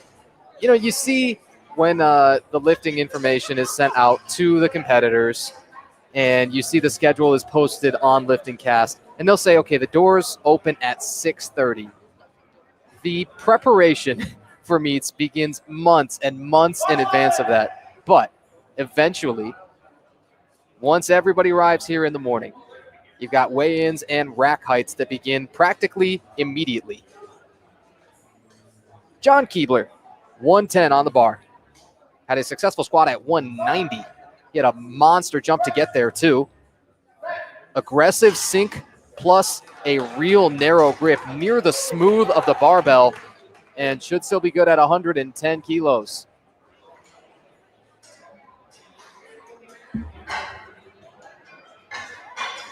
John Keebler, a raw sub-junior, also a dual entrant as a deadlift-only competitor. His deadlift opener, 185, will put him towards the middle of this flight. The heaviest deadlift opener entered for Flight A is Ian Genslinger with 210. Oh, pardon me. It's actually Alex Kelsey at a 225. Nearly 500-pound deadlift opener. Strength standards simply change too rapidly for comprehension sometimes. Even the true veterans of the strength sports, those who have been around a long time, will probably say their heads just sort of spin with the way that strength and what we think of as elite, competitive numbers and competition totals and these things, those have exploded in recent years. It is in large part because of the explosion of the participation pool. Simply having more athletes is such a great way to find where the standouts are. It's such a great way to separate the wheat from the chaff. I think we're having a little bit of an internet issue as we're still struggling to get our judges' scorecards to interact with our monitors, among other things. Kyle Hudson is the next attempt up. We know that. Don't go anywhere. Stay tuned. This would be a great time to go and grab yourself a beverage, a nutritious, delicious snack. Maybe just step away from the screen for a moment and listen to us. Any of those would be reasonable reactions right now. 13 lifters in Flight A, 12 in Flight B for 25 total competitors. Really, barring some dramatic technical difficulties, knock on wood, as you may hear, we should get you out in very reasonable time today. Finally, bar is loaded for Kyle Hudson. 120 kilos he will open with.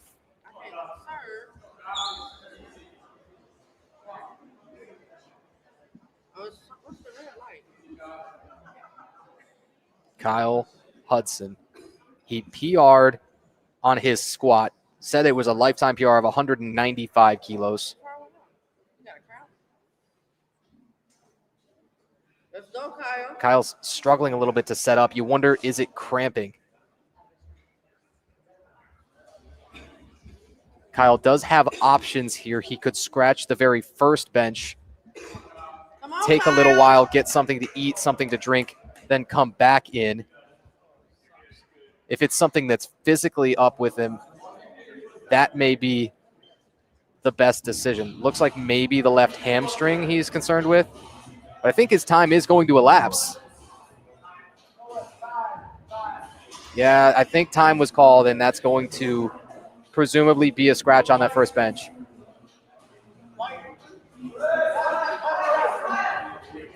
So it looks like Kyle's best option is going to be get some extra hydration, maybe eat some food.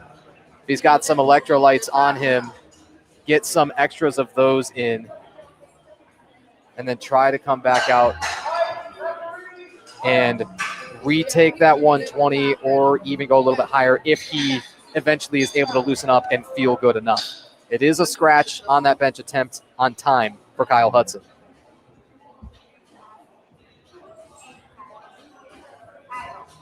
It is certainly the left hamstring now that's really bothering him, and the difficulty of setting up your leg drive for the bench it cannot be understated. That is a risk that you run if you really empty the gas tank a little bit on squats in order to get, something in the area of a lifetime PR.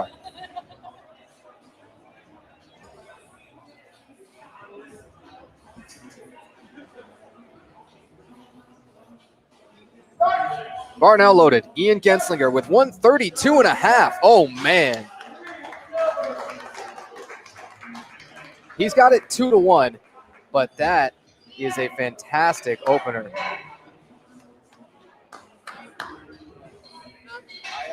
Ian Genslinger with a 292-pound opener. You'll hear us refer to the subtotal as we get through the bench press, and that begins to round out. The subtotal referring to the sum of the successful squat and bench attempts. Here is Keithan Cunningham with a 147.5 opener. He's our bench-only competitor now. Maybe you see why. 325 pounds. I don't know if it was supposed to move like that from an 83 competitor. Keithan will come and put his, as he's going to get flagged down and mugged probably by our meet director here, Alicia Lewis. Keithan will have to enter something here eventually at the table. Now he realizes it.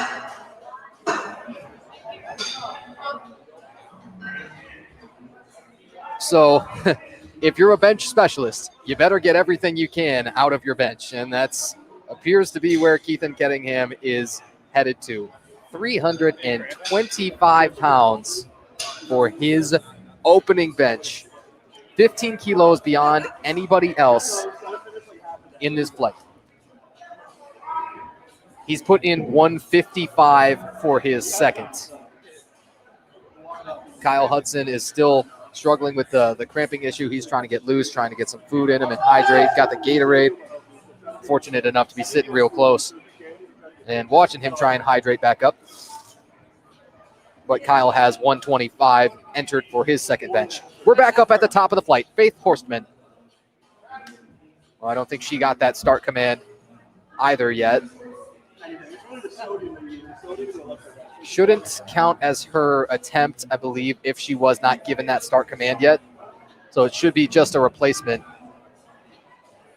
Unless it's marked as 3 reds originally. Thank you. Yeah, that is unfortunate. It's going to count as the attempt for her. Was not ready for that start command yet.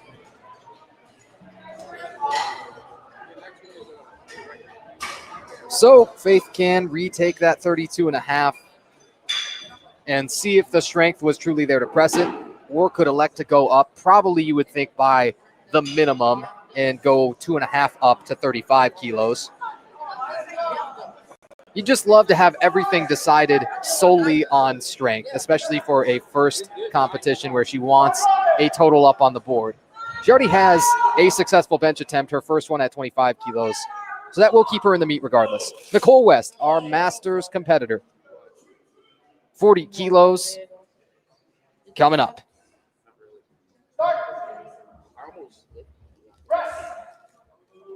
It's going to creep. It's going to crawl. It's going to come all the way up. Ooh.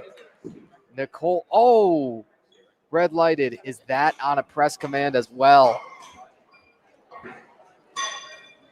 Yeah, it was our right side official who appeared to call her for jumping the pause command, it appears. The press command, that is.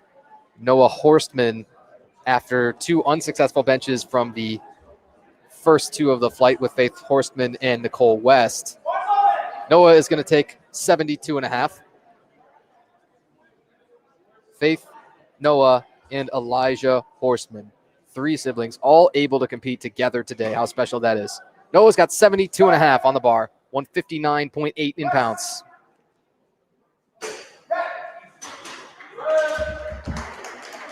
Noah has 3 whites. It is now a relief every time that those 3 whites pop up, not just because it means a successful attempt and we're happy for each competitor, but because it means that all of our technology is functioning as it should. That's always a risk that we run. Josh Montague will be up with 75 kilos on the bar. A clean red plate with the competition collars. We'll break it down for you again. A pair of red plates is 50 kilos. Our barbell is 20, and the competition collars are 2.5 each, making a pair of them 5 kilos.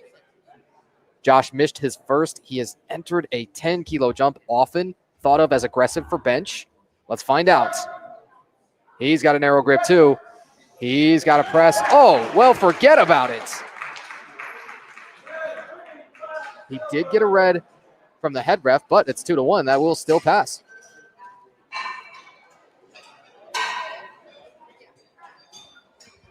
Samuel Bonde is another one of those. He was in that exact same situation. He had the first attempt red lighted on a technical issue, and now he is also electing to take 10 kilos up from that at 102.5. You call it aggressive, but sometimes it's exactly what you've got to do if you have anybody within your same weight class that you're anywhere near. Now, a reminder, Josh Montague is the only 74, and you have a highly populated 93s, you have highly populated 83s. Those are things to think about. How many competitors are you against? Is it sort of you versus yourself, as everyone will tell you that the sport is? With 102.5, press seems solid this time, just over 225. And it's a good comeback to hit the second bench for Samuel Bonde. Nobody's really going to feel bad for you after you miss that first one. But it is a little bit aggressive, taking 10-kilo jumps typically on the bench. You haven't seen many of those entered. John Keebler is entering the biggest jump from his first to second with a 15-kilo 110 to 125 jump. Matthew Iapata, 105, up from 100. He had to retake his first bench with our technical difficulties involved there. Sets the arch properly, gets the hips hiked up. Places his hips back on the bench. Start command, here we go. Should be good at 105, yes. Matthew just over the 74-kilo weight class cap at 75.2. That is another one that we cannot recommend that you try to say too many times in a row. Alex Kelsey will be taking exactly the same attempt as Matthew with 105 kilos. And Matthew just entered a linear jump of 5 kilos again from 105 to 110. Here is Alex Kelsey after a 185 squat. This second bench is 105. Had one small slowdown toward the middle of the lift, and he's got it. Competing under the Trevor Phillips Enterprises team. And GTA 6 around the corner. Him and Jason Fan, members of the Trevor Phillips Enterprises team today. Why not? Probably exactly their inspiration. The Grand Theft Auto 6 trailer. Breaking the internet a little bit, as it were. Jason Fan, 110 kilos on the bar to bring his subtotal to 285. A raw sub-junior, 83.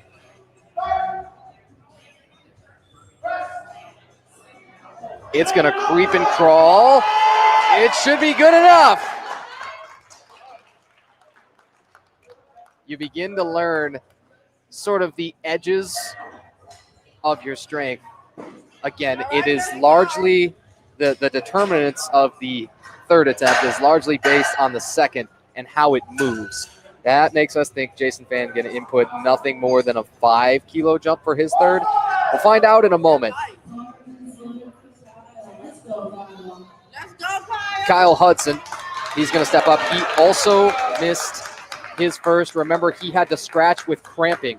he will now move up from that attempt that he was not able to take, and he's up from 120 to 125. Does that hamstring hold up? It was the left one that's hindered him. Here's Kyle Hudson to take it. Oh, man, more in the tank. Kyle Hudson should be good at 125. So you're saying there's a chance. He's got a bench press up on the board. He's got some room to go up. The cramping is a serious concern, of course. Oh, he's just entered 140. He's going to go up 15 keys. That would be a monster bench if he hits it. John Keebler, he also jumps 15 keys. Man, that bar got lighter or something.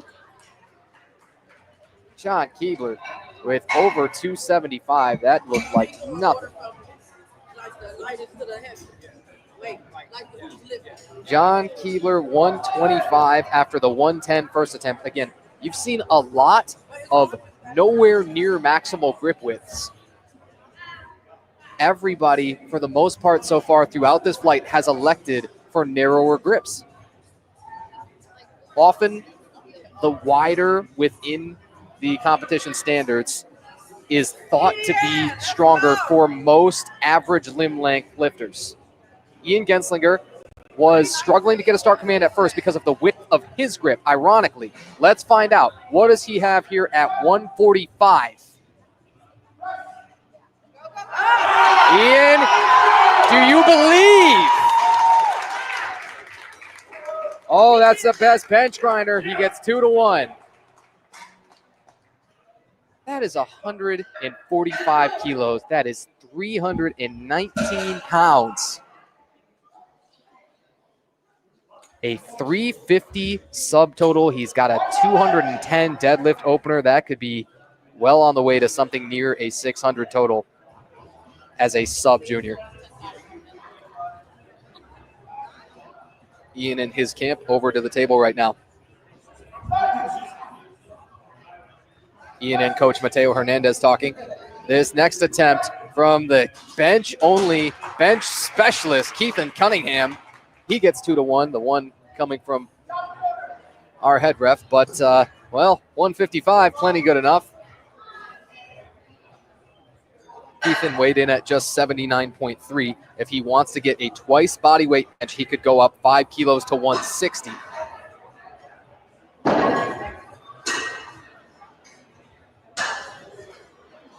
Keithan Cunningham, that was 30 kilos beyond anybody else in this flight. Now, some fantastic benchers will also be coming up in our final flight. We don't yet have Andy Carter's opener entered, but he has a 227 comp best.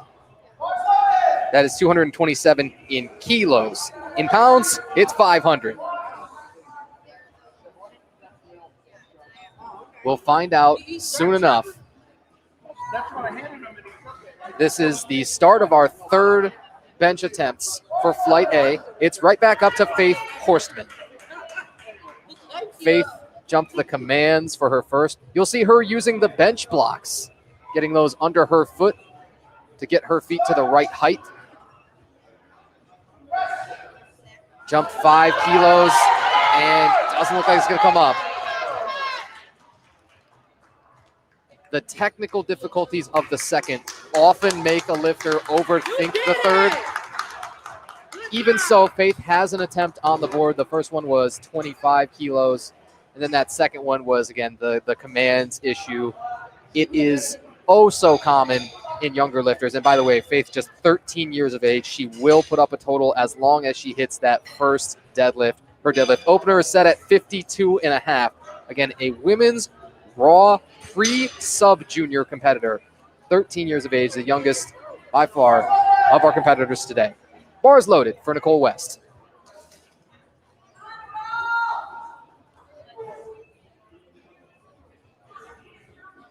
Third bench attempts for Flight A. Nicole West at 44 years of age, the newest likely competitor. Newest in terms of training age. And should have 40 kilos. Can she lock that? Yes. 3 whites. Are you ever too old to start? The answer is absolutely not. You say only 44 years of age. 44 years young, and she's just getting started. A 100 kilo subtotal for Nicole West with a deadlift opener of 80 kilos entered. Noah Horstman, he's going to take 82.5. He's going to jump second. Rather, he's going to jump 10 from his second. Got 72.5. Now he'll take 82.5. Oh, his foot slipped a little bit, and that had to be pulled pretty quickly. It's likely a contributor, but it's red lighted nonetheless. His subtotal right now for Noah Horstman is going to sit at 202.5. Josh Montague has entered a 15 kilo jump. So he misses at 65, gets 75 for his second. And now out with a 15 kilo jump to 90. The 174 competitor today. And look at the length of his arms. He's not quite going to get there, shakes it. And our spotters are getting their reps in. Another great catch by Josh Bowler on the side closest to us. Josh Montague took the 15 kilo jump on bench, took a big swing, came up a little bit short. Matthew Iapata, he had the first attempt that he had to retake. So in reality, something of an attempt for him coming at 110 kilos. Alex Kelsey on deck, he'll take that same weight. Matthew, the much lighter of the two competitors, 75.2 body weight and an 83 kilo class competitor towards the very, very light end of this class. A raw junior. Aggressively sets the arch. Now here comes 110. It's going to creep and crawl. That should count. Yes.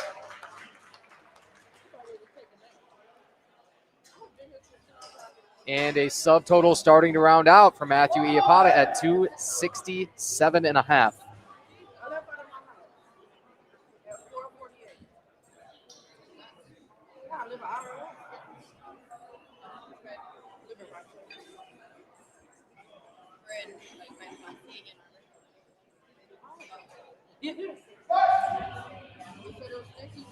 Alex Kelsey, we mentioned, is taking that exact same weight at 110.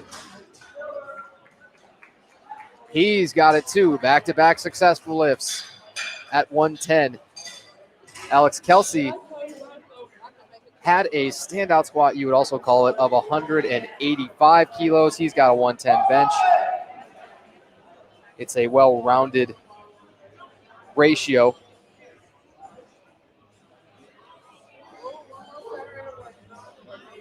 Jason Fan has elected for the minimum jump, just going up 2.5. He wants 112.5 on the bar, had to grind for quite a while on his seconds. Just trying to tack on a couple kilos any way you can to the total. Sticky, sticky. Not quite.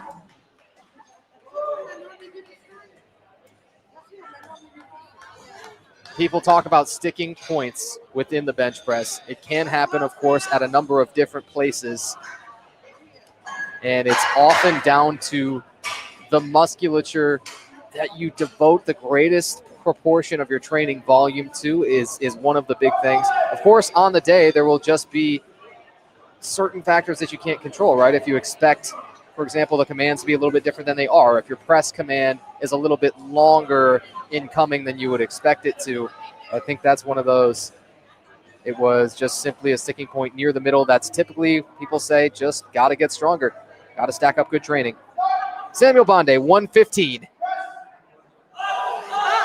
Samuel, hello. Oh, it's 2-1, no lifted. I think he's really going to want to argue this. Now I'm hearing his backside came off the bench. It's one of those things we're probably not going to be able to see hardly ever with where our spotters have got to set up when they have side spots. Samuel upset because in every other way he said, I know that lift should pass. Come on, Kyle. He will have to settle for a 102.5.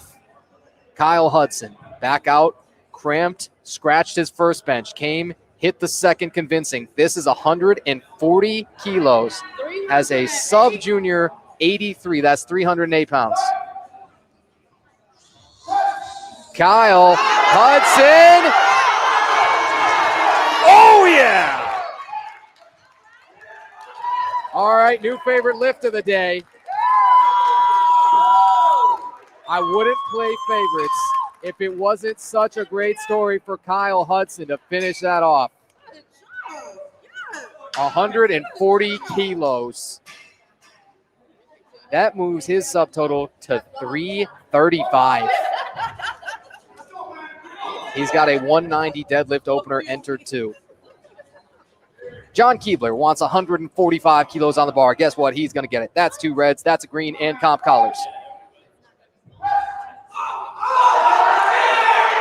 John throws that up. Whoa, careful on the re-rack. Now he's going to have to look at the lights in a moment. Oh, but they're all white.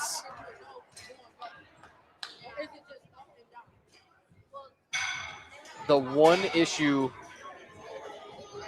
that we were a little bit concerned with was just getting that barbell back into the rack. But in terms of the bar speed, that was as convincing as anybody. Ian Genslinger will be taking 150 kilos, 330 pounds. Already sitting on a 350 subtotal. Had to get his third squat to get a number on the board to avoid the bomb out. He hit that at 205. Now his bench is flying. So when they say back, anything that happens at the back? Yeah. Okay. Yeah, so that's fine. Already tied a competition PR. Now, can he set the lifetime PR here? With 150. Oh, we got the whole crowd up. It's not going to come up. Gas tanks are being emptied in Flight A. Keithan Cunningham, our one bench-only competitor for the day, is going to take 160 kilos. 2 reds, a yellow, a black, and the competition collars for 160 kilos to go beyond twice body weight. 353 pounds on the barbell. And one of those, again, that elects to take a very narrow grip near the smooth of the bar, just has explosive power. The sticking. You thought it was going to stick. Oh my goodness, the tricep strength is just unlimited with that guy.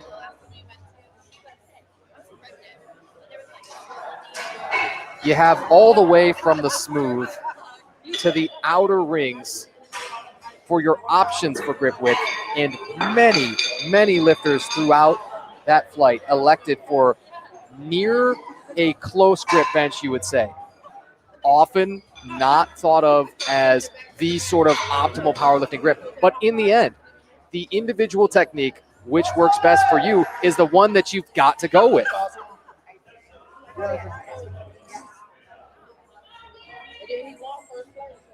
Darius Carter will open the bench for Flight B. He's got 102 and a half on the bar.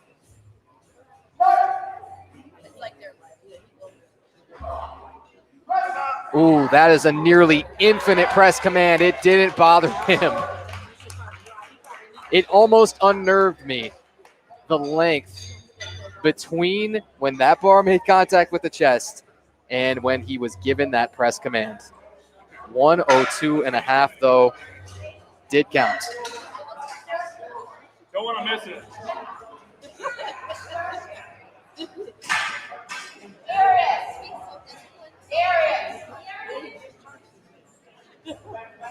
Darius has now got a trot over. and he'll put in his second bench in a moment. Bars loaded for Stephen Kohut. He's got a 105 opener set.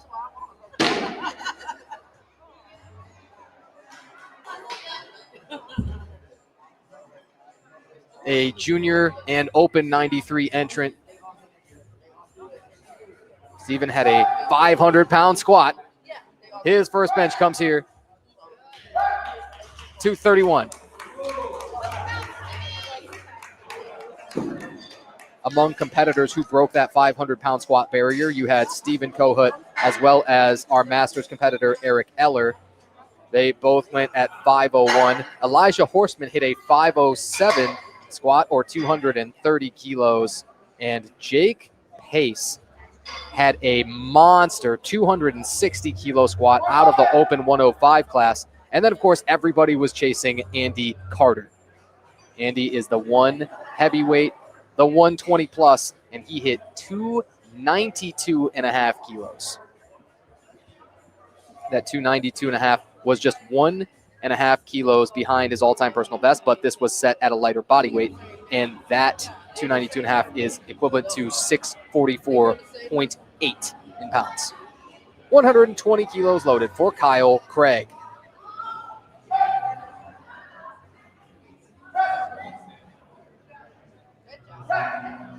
Kyle with a little bit of shake to him, but he's got plenty of gas in the tank. 120 is good.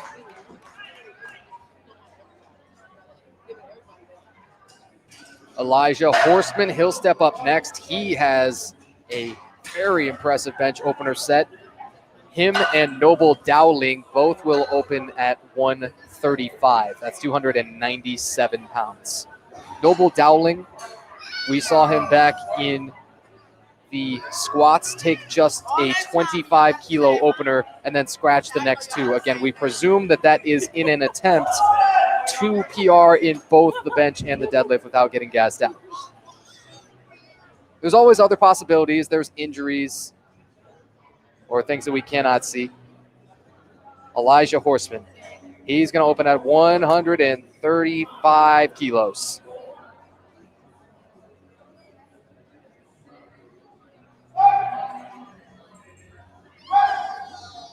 Press command a little bit quicker this time. That is going to help people fill out their totals. Darius Carter, at the very first attempt of this flight, had one of the longer press commands you'll ever see. Elijah gets a 2-to-1 good lift. Only gets thumbs down from the head ref. That will count.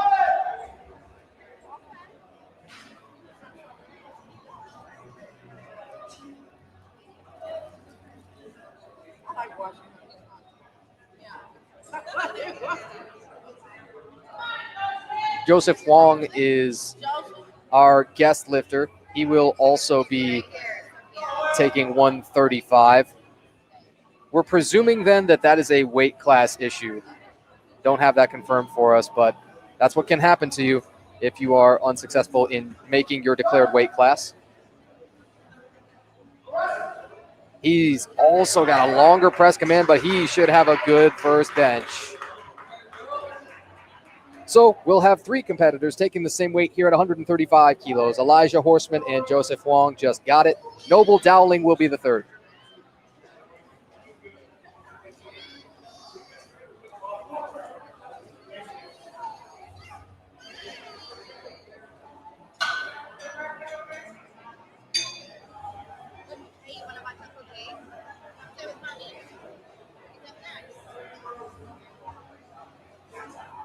Joseph Wong of Team DWC.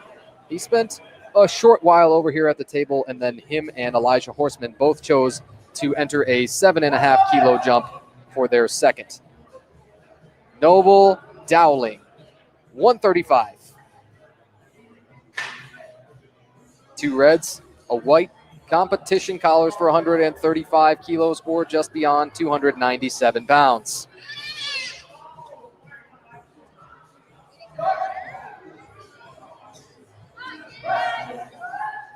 As textbook a technique as you could possibly find. Oh, that's pretty. You could watch that for a long time. Noble Dowling with a solidly set arch. He is already setting a competition PR on that very first attempt. This is his second Powerlifting America meet. Had a 130 bench back in November of last year at the West Michigan Classic. Was a very light 93 at the time, has come a little bit closer to filling out the class now. Christopher Dowell, 137.5, just 2.5 up from the last couple competitors. He's got it. All three whites, that's our favorite.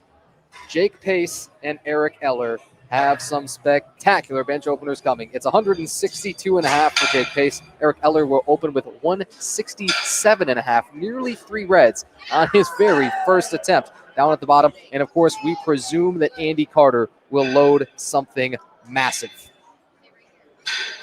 Andy will certainly be the last of this first, of this flight B. Then we'll have the change over to deadlifts coming soon. Jake Pace, 162.5 kilos. Same as his opener from his last competition in October of last year.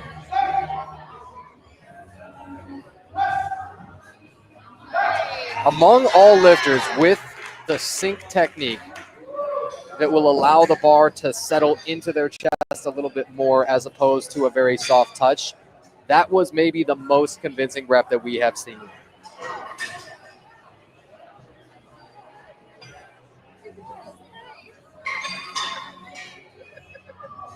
Seven meets for Jake Pace now, a long competition history, and he should have high expectations of himself after seeing how well that bench moved. He's got a comp PR of 182.5.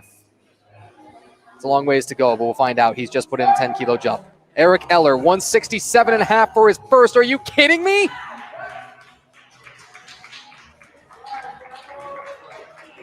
As he locked it out, it seemed like it rocked around a little bit, and I think that's what he flipped around to check on, but it'll count. And Eric Eller, where does he go from there after the 167.5 with a lot of gas in the tank? His subtotal right now at 395. That's the current second best subtotal to Jake Pace, who has a 422.5. Andy Carter. You knew it was going to be something heavy. It's now announced at 205 kilos. Taking a little bit to talk with his spotter.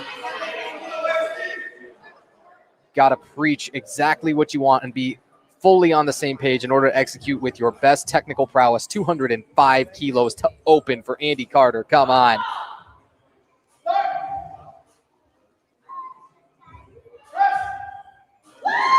And he's got 205. That's 452 pounds. He's 17 kilos.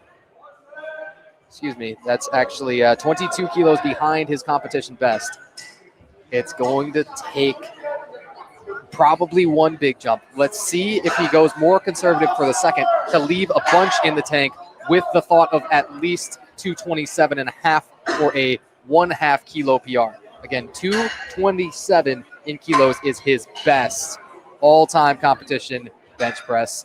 He's just entered 212.5. If he goes up just 7.5 here, it would mean a really, really big jump of 15 kilos to get there on his third attempt. It's tough to say what Andy Carter may elect to do. He's another one of those. He's been around a while, only competed since 2023, but started with a massive total of 742.5 in his first full raw power meet. Darius Carter is back up. He got a much quicker press attempt this time. A much quicker press command. That is a 107.5 good lift. Stephen Kohut will turn it over. He's got 115. This is the second bench attempt. We're in flight B. Second bench is coming. Stephen Kohut will have 115. Kyle Craig, 125. And in the hole, Elijah Horseman, Joseph Wong, and Christopher Dowell are all going to take 142.5.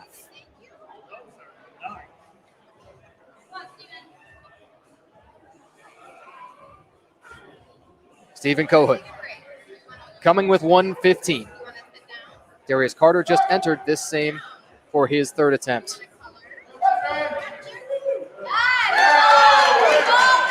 Clean as clean could be on a 10-kilo jump. That's never a guarantee from the first to the second. 10 is often thought of as very close to or at the maximum that people are really willing to jump on the bench press. That means for many, you're likely going to have to open within 20 kilos of your competition best or so. It's all relative, of course, because strength doesn't scale linearly with body weight, so maybe heavier competitors make different decisions, or very, very light or novice competitors.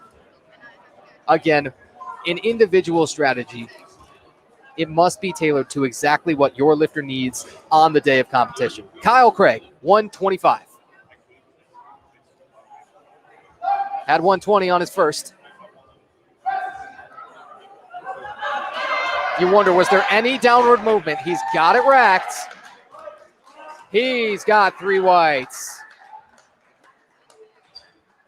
To distinguish between a sticking point and true downward movement is very difficult, and I'm very happy that I don't really have to do that. We'll leave that up to our referees.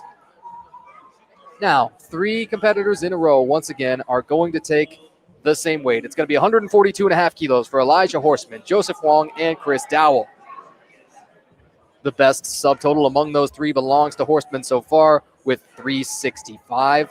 This would give him 372.5. And then if it were a linear jump up to 150 for his third bench, you could be looking at a 380 subtotal and a chance to go maybe somewhere around that 600 mark for his total overall. A men's raw open competitor, Elijah Horseman, at the age of 20, had the option to enter as a junior, chose to enter the open for the challenge of it all. 142.5. Tick, tick, tick. Is it going to come up at any time? That's heart, grit, determination. He's got it in spades. Man. Gas in the tank on bench? Probably not a ton.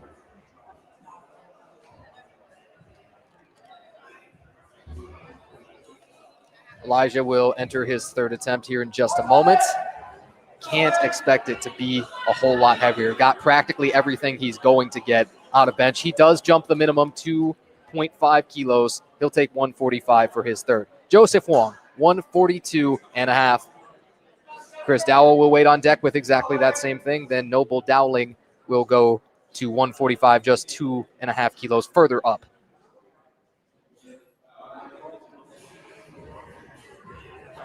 Joseph as deliberate in setting his arch as anybody.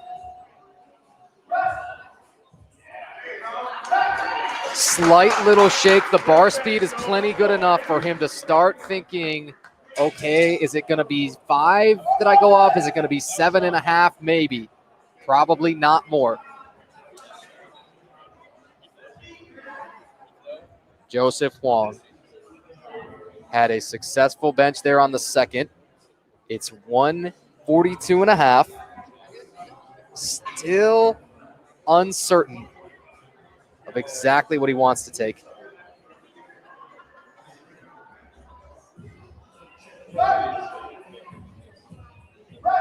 This is Chris Dowell, 142.5. He blew past the sticking point at the speed of light. It tried to come up and bite him in the middle, and Chris said, yeah, absolutely not happening.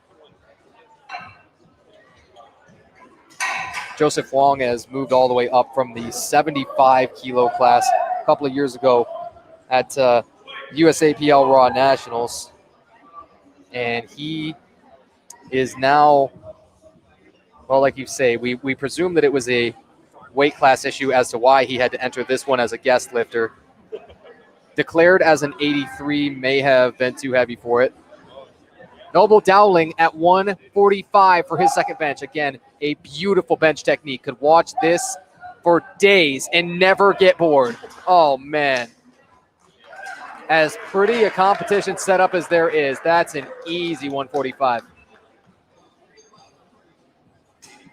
That is a 15-kilo competition PR on his second.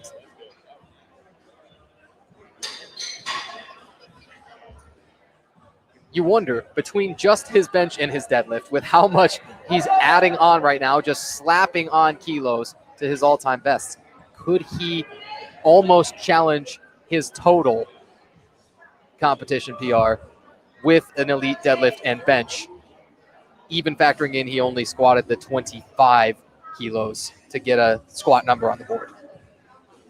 Jake Pace is at 172.5 on his second. As raw, as powerful as anybody entering today, he's got 380 pounds down. That is, it runs his subtotal to 432.5. Second to Andy Carter, and again, he's a couple of classes down. He's a 105 competitor. He's just put in a linear jump of 10 kilos. He'll go beyond 400 pounds if he could complete that 182.5 third attempt. Eric Eller at 185, a 17.5 jump.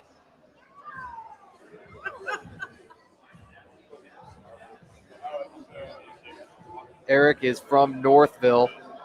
At 43 years old, he said he's an old guy new to the sport. Well, he's going to stand out.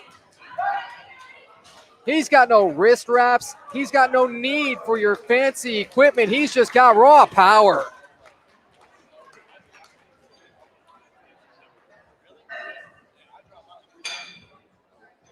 He said his best gym bench was 405 pounds coming in. If you can do the math there, again, we have, all the loading charts and all of that fancy stuff set out ahead of us. That was a 402 at 182.5.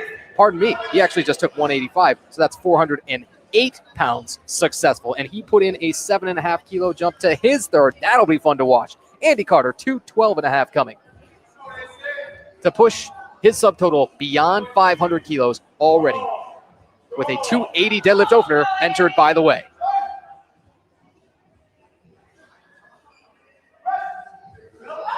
It's going to be close on that press command. It looked a little bit quick. Oh, it passed.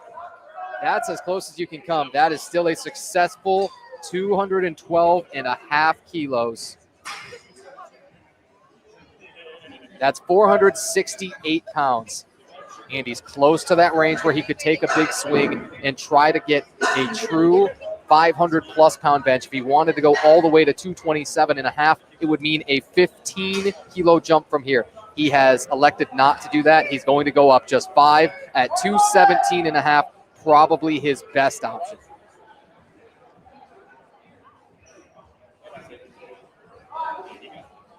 The final bench attempts of the day coming. Darius Carter, he's got 115 kilos loaded. Jumped 5 from his first to his second. Now we'll be jumping 7.5.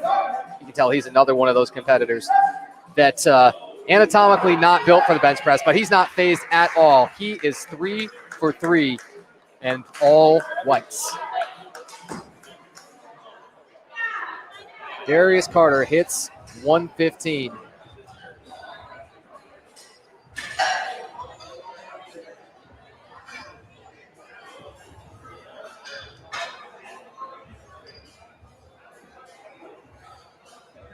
When every lift that you hit upon the platform is a competition best for you in your first competition, they become such core memories.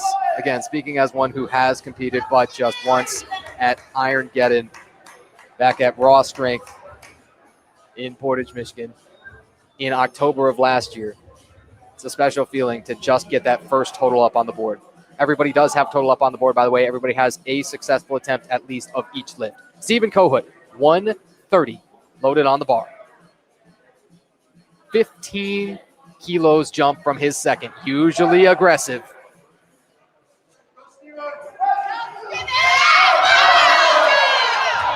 And it came up uneven. We got to get it pulled. Steven's right just didn't quite want to cooperate. His left arm maybe could have locked it.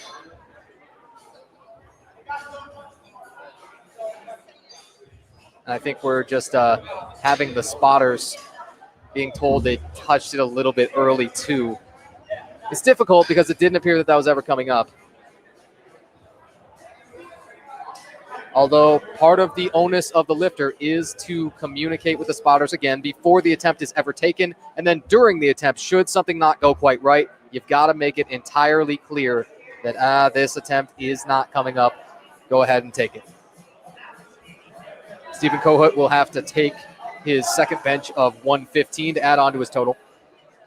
Kyle Craig should be next at 132.5 kilos.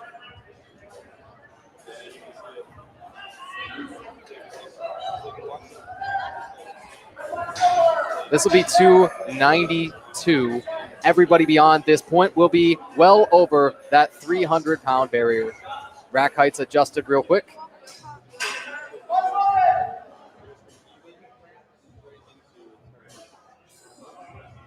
I think they're saying because that attempt was touched a little bit too early by the spotters that Steven is going to be allowed to retake that one. We'll find out when we get back there. 132.5 first on the bar for Kyle Craig.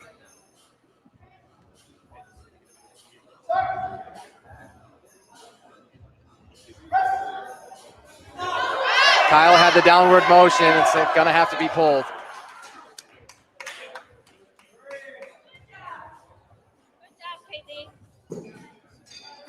Even so, Kyle Craig, another one of those first-time competitors that will put up a total and probably a number he's pretty happy with. The 125-kilo bench, over 275 pounds.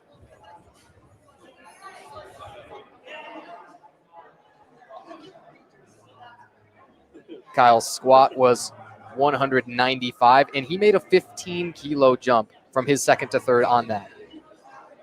Now, we got a couple of reds, we got a green, and competition collars, 145 on the barbell. Elijah Horseman had to grind it out last time. Is there anything left in that gas tank? Go ahead and empty it right now.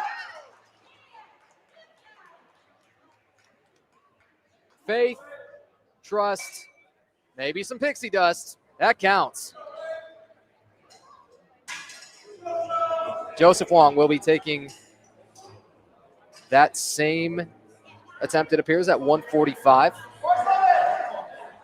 Rack heights are set for him. Chris Dowell on deck with 147.5.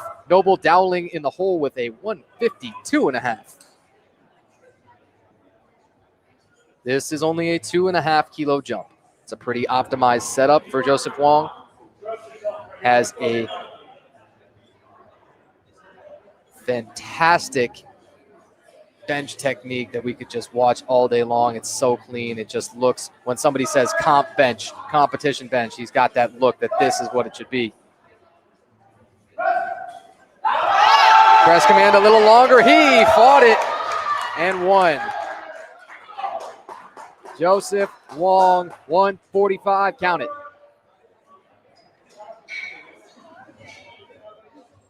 So, if 2.5 more is all you had, that's what you got to take on the day, to just add something to the total. Chris Dowell, 147.5.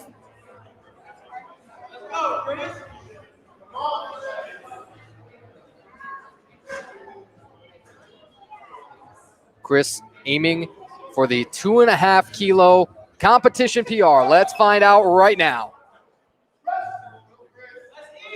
Chris is gonna hit a wall. The third benches have tripped up now. Just two competitors with Kyle Craig and Chris Dowell. A very worthwhile attempt to try and just edge out his competition best. Still ends up only 2.5 kilos under that. Noble Dowling, a 152.5. He came in with a competition best of 130. He's looking to add 22.5 to that in a single competition. That would be monstrous. 336 pounds going down Noble Dowling. Creep, crawl, fight. Wait on the lights. Yes!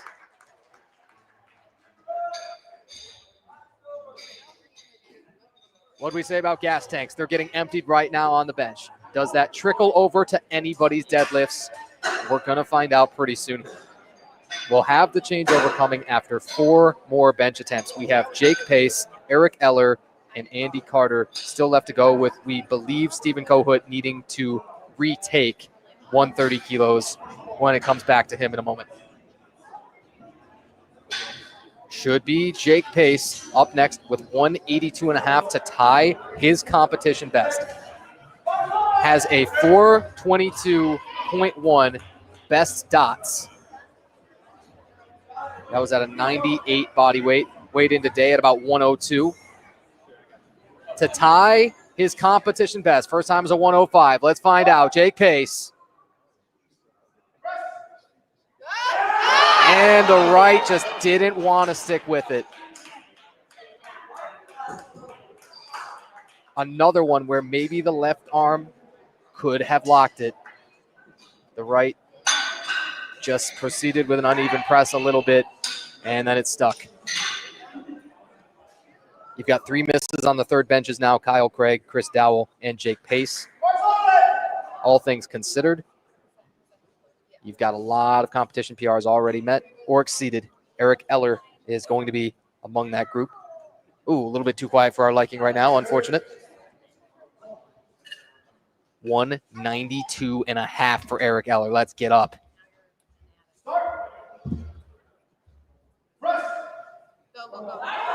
And I think Eric had the downward movement too.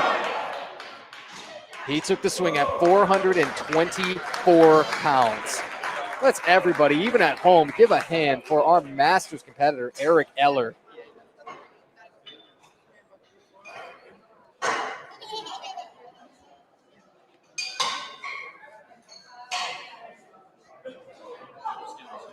To think, though, that's not even the heaviest bench attempts. We've got Andy Carter coming up with 217.5.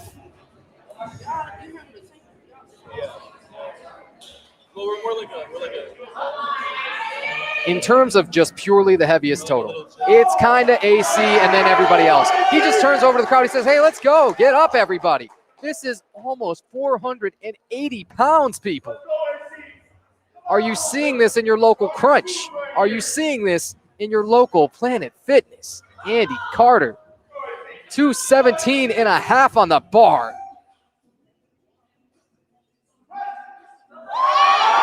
Andy, what do you got in the tank? It stalled at the very end. From the midpoint, even a little bit closer to lockout. Andy Carter, a valiant effort. He will take 212.5, but still have a massive advantage in subtotal. That was 505. That's where his subtotal will sit heading into deadlifts. Guess what? His deadlift opener is 280 kilos.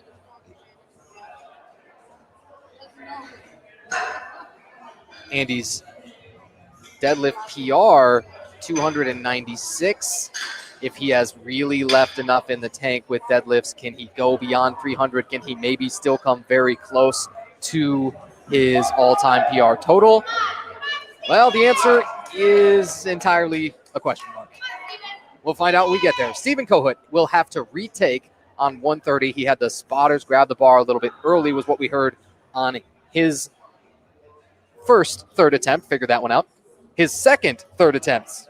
Again, figure that one out. Coming at 130 kilos. Stephen Kohut. And that retake just a little bit too much. Again, it's the forbidden 4th attempt. That's just inevitably going to make it a little bit difficult. We'll clear that rack out of the way, and we'll be right on to deadlifts. But quick review of what we saw here from these Flight A and B lifters in their bench press. Everybody put a bench press on the board. Everybody is still in this meet. Some of the ones that jump out at you. You had John Keebler with a 145 bench as a sub-junior back in Flight A. That was the heaviest bench of that flight up until our bench-only specialist, Keithan Cunningham, put up a 160 for over a twice body weight bench. Kyle Hudson also had a cramp in the left hamstring. He scratched on his first attempt at 120, goes 125 for the second, hits it no problem, then sets up perfectly on the third, hits 140 for a lifetime PR. As a raw sub-junior, Kyle Hudson has a subtotal of 335 so far. The best subtotal up on the board up there for the first flight, Flight A, is Ian Genslinger at 350. And it was Andy Carter taking the heaviest swing at a 217.5 kilo bench third attempt. Wasn't quite successful, but he does get 212.5. That's still a monster number.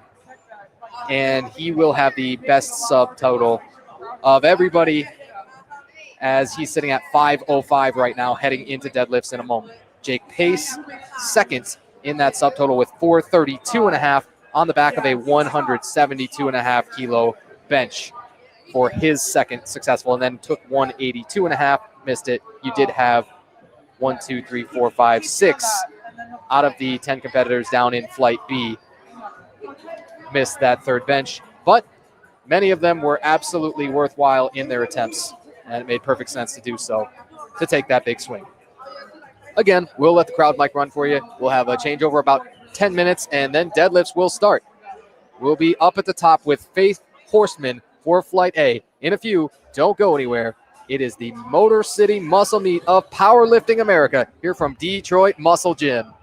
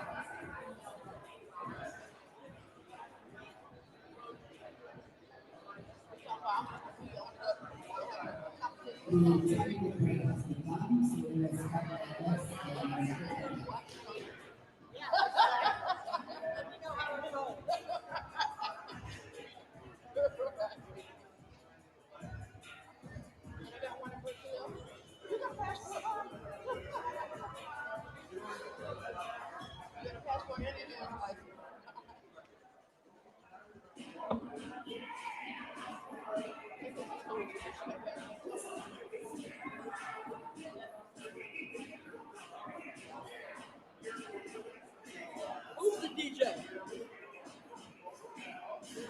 You the DJ?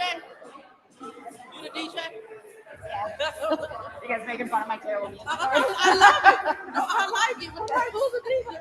Who's controlling the music?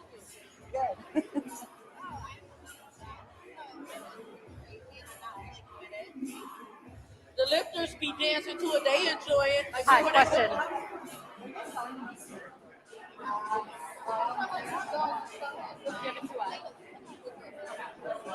No problem. No problem. I assume. Thanks, though.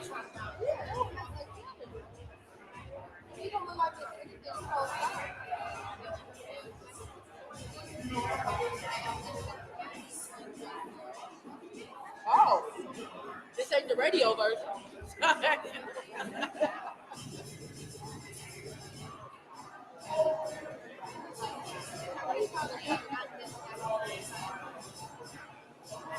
Excuse me. What's your name? You know, I was just listening to YouTube just to hear you like. I was listening to it just to hear you. It's always difficult behind you. I'm scared. I love hearing your voice. I'm like, I was just listening to it. And then it was telling me what was going on. But it's a little bit delayed. Yeah, probably. My mother like, it's Kyle up here. It's Kyle up here. He seems to be. Oh, somebody been in here. You Kyle was up here? You gotta be able to. Deadlift. He's done. He did the other two. He should. He missed the first one because of the time and the crowd. But he did the other two. We should still have that. Yeah. Yeah, he said he gonna deadlift. He said he wanted to break a state record for bench. That's the only reason he came here. And he said he just broke it. But yeah, he's gonna deadlift. He gonna do all of it. I think he been eating candy and salt and stuff. And Gatorade. You brought a sandwich. You brought a sandwich. You never know what you're gonna walk into if they're gonna be selling food or anything.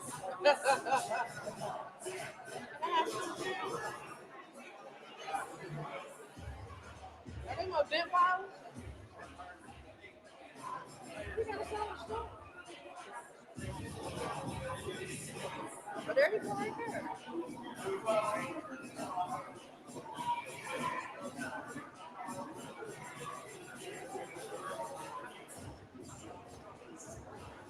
They mad.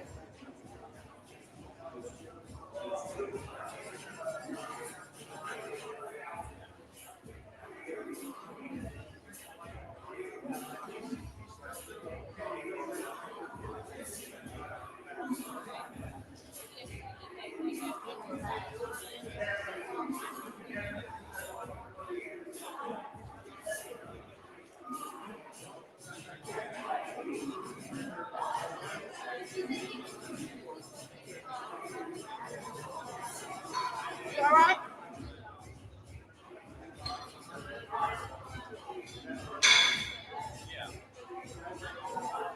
Uh-oh.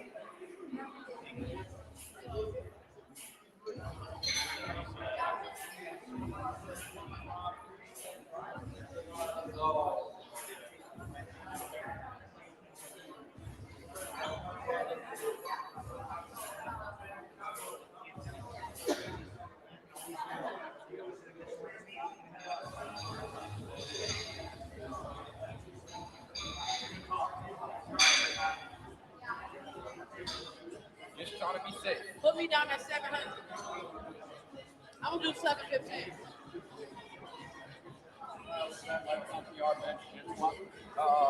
Not a. Yeah, that is a bench and squat.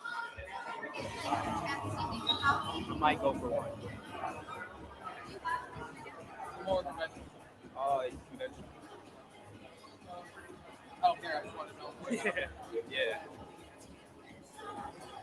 I can speak too much, so I won't. I do. What happened to you?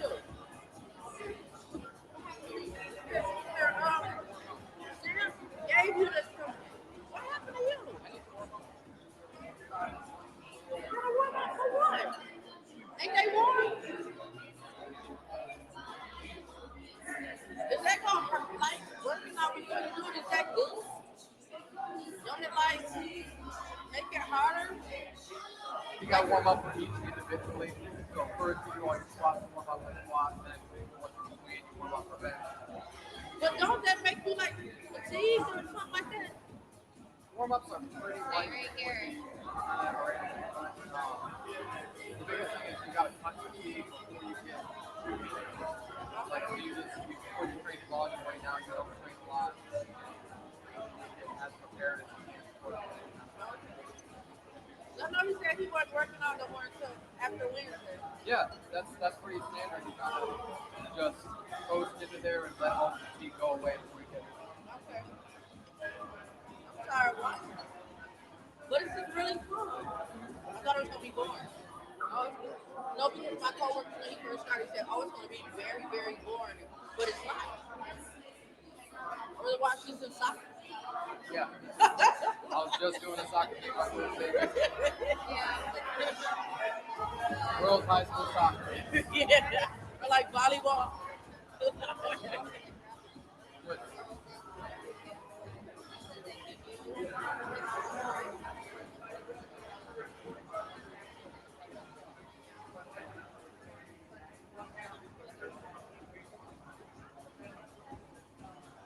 I have to deck you up a cow. Oh, thank you. You just listen and like it's effortless. I think like you just go get up there and do like it's effortless. Yeah, this is our first time being here, but this is okay. Okay. See, Darius, they out of school. Huh? They out of school. Darius, Chris, they on the 30. See, my son's 16. Kyle's 16. He's a 10th grader. So, he'll be an 11th grader next year. But he's a 10th grader today. That is awesome. I had to gas them up like, yeah, but that's why they're the flight A there, the kid. So my son is the kid, yeah. He's only 16. And he just turned 16. Thank you. Good job. I don't know about tonight when we go home.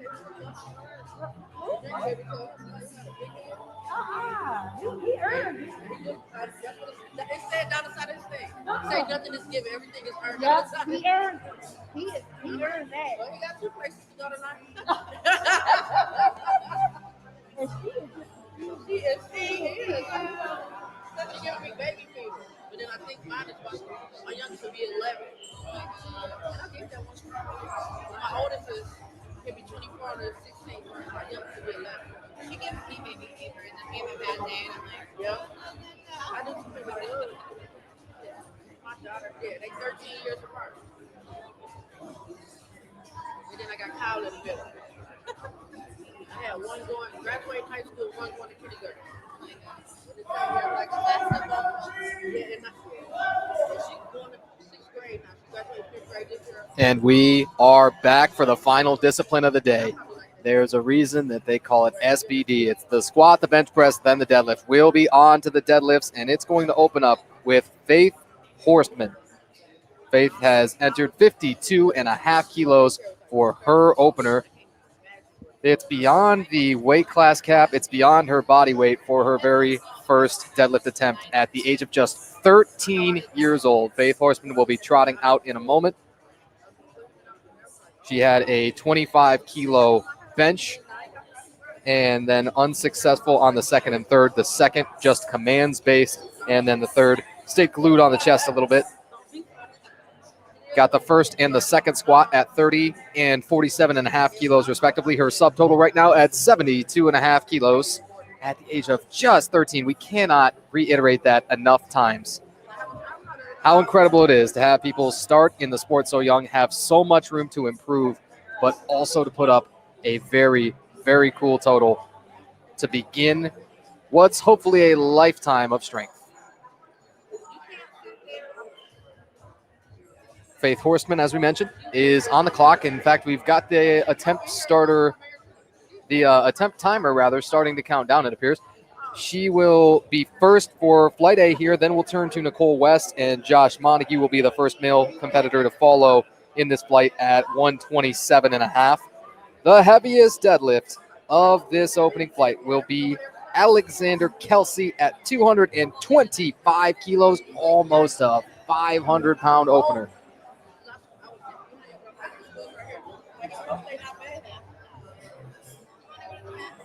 Now, we don't see on the boards here in the gym the countdown of the attempt timer.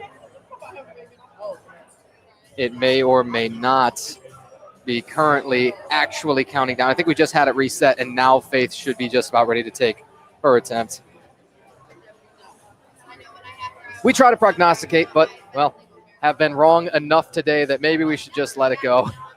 And just simply what will be, and we will observe and guide you through as best we can. That's been sort of the name of the meet so far. At some point here, we will have Faith Horseman at 52.5 take her opening deadlifts. This is the final discipline of the day. Again, for those new to the sport, it is consisting of the 3 disciplines, the squat, the bench press, and the deadlift, done in that order, 3 attempts apiece. Faith Horseman up to the barbell for her first deadlift at 52.5 kilos. No commands except for the down command on the deadlift here, and Faith, well, is going to have plenty of faith in adding some more kilos here on her total. That total is 125 kilos right now. She's probably thinking there's a heck of a lot more there. The technique that you see Faith use there was very much in between the 2 dominant deadlift techniques, being the sumo and the conventional stances. You'll often hear competitors, coaches, and others refer to that as a frog stance. Nicole West is going to open up with 80 kilos. This would bring her total to 180. Her very first meet at the age of 44. Our oldest competitor today is Nicole West.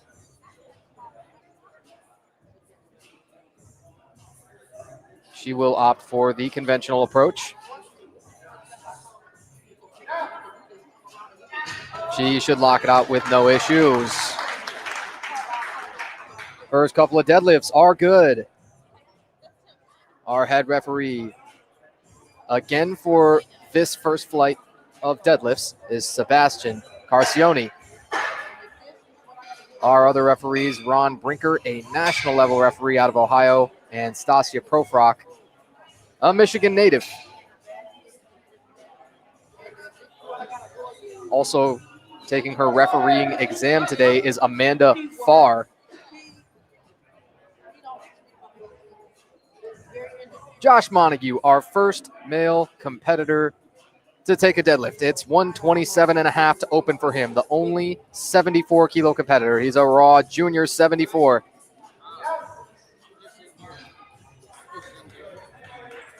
And you could have done that deadlift in a library and it would have passed.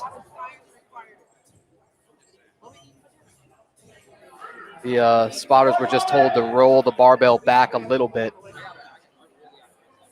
Very often used platforms will actually develop divots in them after over so long. You really want to move the barbell around. Noah Horseman blew up 127.5.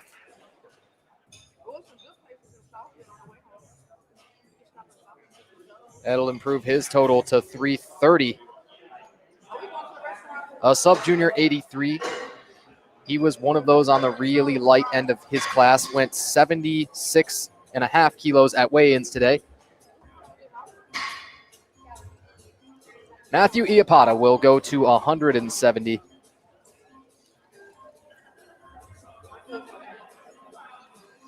This will be 375 pounds roughly for Matthew Iapata. Another men's raw junior, 437.5 would be his total should he put this one successfully on the board. Noah Horstman just entered a 10-kilo jump, and Josh Montague entered a 17.5-kilo jump. That is a whale of a jump. And a real quick 170. Matthews got it.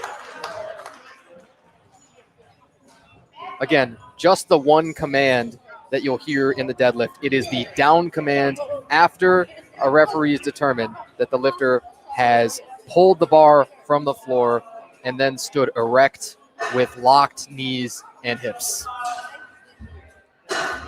We're now all the way to 3 red round things. Kyle Hudson is going to open up with 175 kilos or just over 385 pounds. Kyle told me We got the PR on the squat. We got it on the bench. Not planning to open up anywhere near that on the deadlift. Going to take it a little bit lighter, especially because the hamstring gave him trouble earlier. Kyle Hudson, great first deadlift at 175. Run his total to 510. That's my boy. Jason Fan will be the first one to head over that 400-pound barrier. These next two attempts with Jason Fan and Samuel Bande will be 182.5. Kyle just put in 192.5, jumping 17.5 as well. We've got a couple competitors already who have entered those. Josh Montague being the other one. 117.5 kilo jump is a lot. Jason Fan, 182.5 here. Sumo stance. As convincing a lockout as you're gonna see.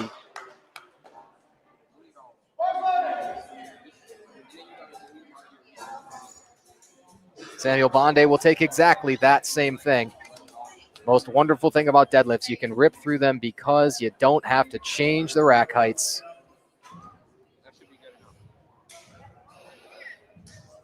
John Keebler will be on deck with 185.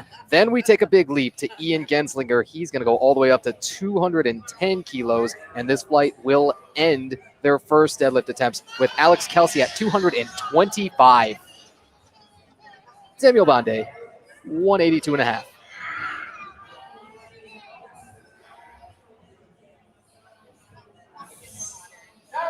That crawled a little bit at the lockout.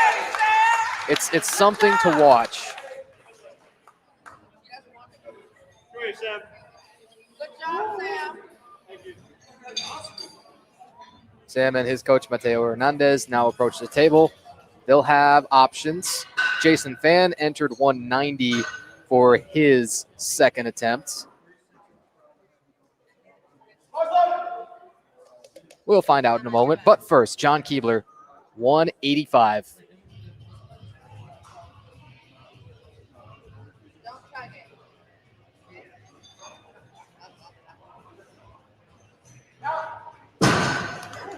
And John is one of those, well, he will get 2-1, but that's going to pass.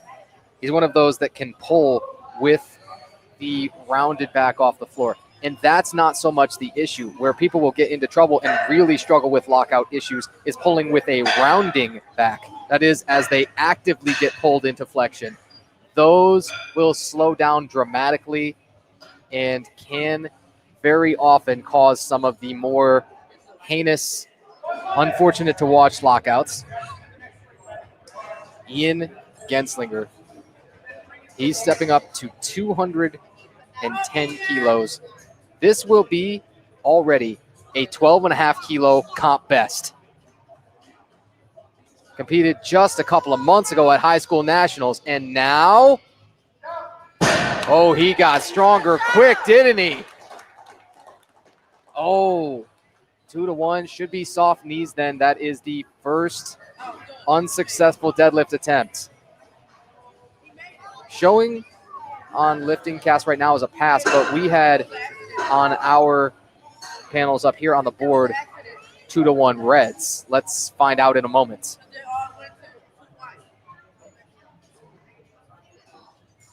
Alex Kelsey will have the heaviest deadlift of this opening flight.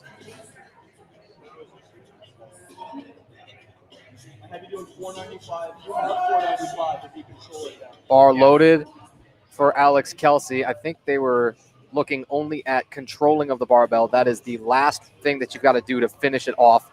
4 reds first. Alex Kelsey, oh man, he's got way, way more in the tank. That is an elite 93 deadlift.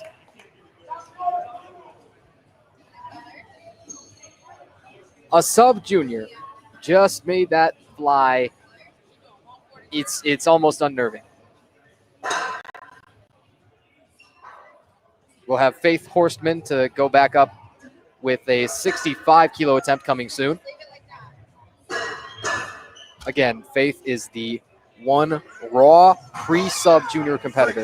We misspoke Because I'm hearing two different things. We misspoke earlier that Faith was a 43 competitor. She was, in fact, a 52 competitor and weighed in at 49.4 kilos. Bar is loaded for Faith Horseman with 65 kilos on it. At the age of 13, what were you doing, you may ask, at the age of 13? Were you lifting heavy metal? She is. Faith Horseman, no doubt about it. Jumps 12.5 kilos, and that second attempt was no more difficult than the first. Nicole West is next.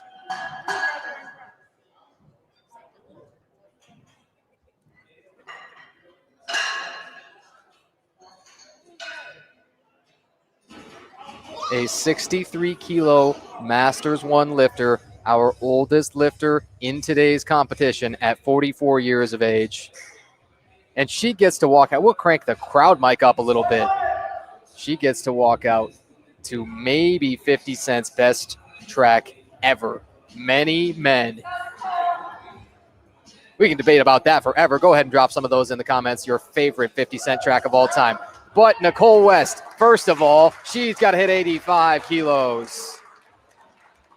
Matter of fact, we'd love to see more comments coming in about that. What is your favorite gym song? What do you warm up to? What do you like to try a PR to?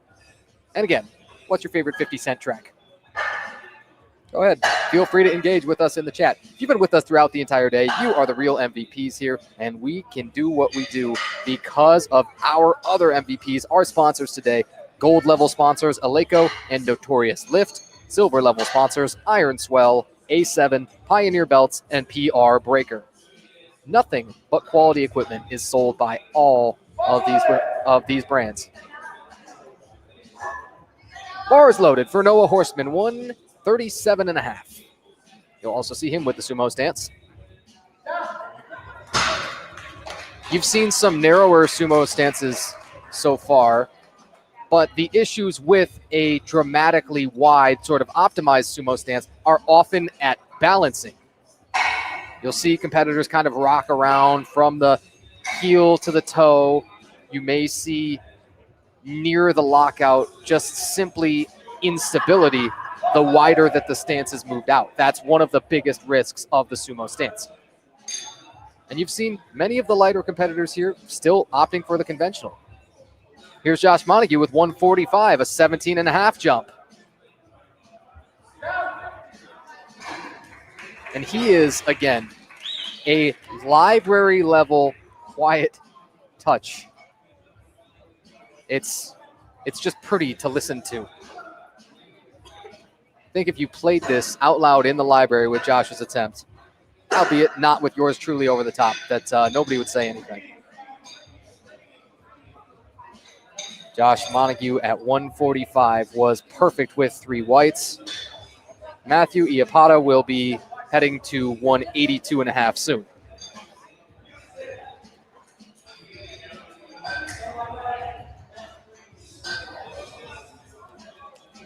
Josh is 19 years old from Mount Morris. Him and his coach Joshua Bowen just approached the table. He wants to say a shout out to his family and his coach for making this all possible. And well, there's a lot more that's possible for him. He's just entered a 150 opener as a raw 74. He's looking for something big. This is creeping with Matthew Iapata. It took a while to break the floor, but from there, good enough.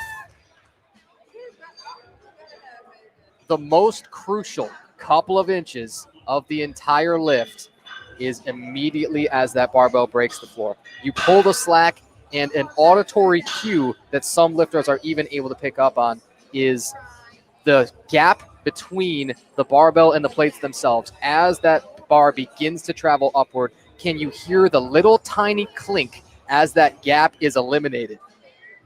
It shows that in likelihood you have properly pulled the slack out of the barbell.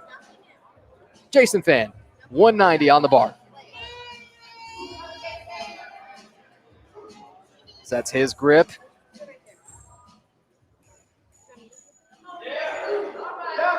And Jason should be good enough with the second.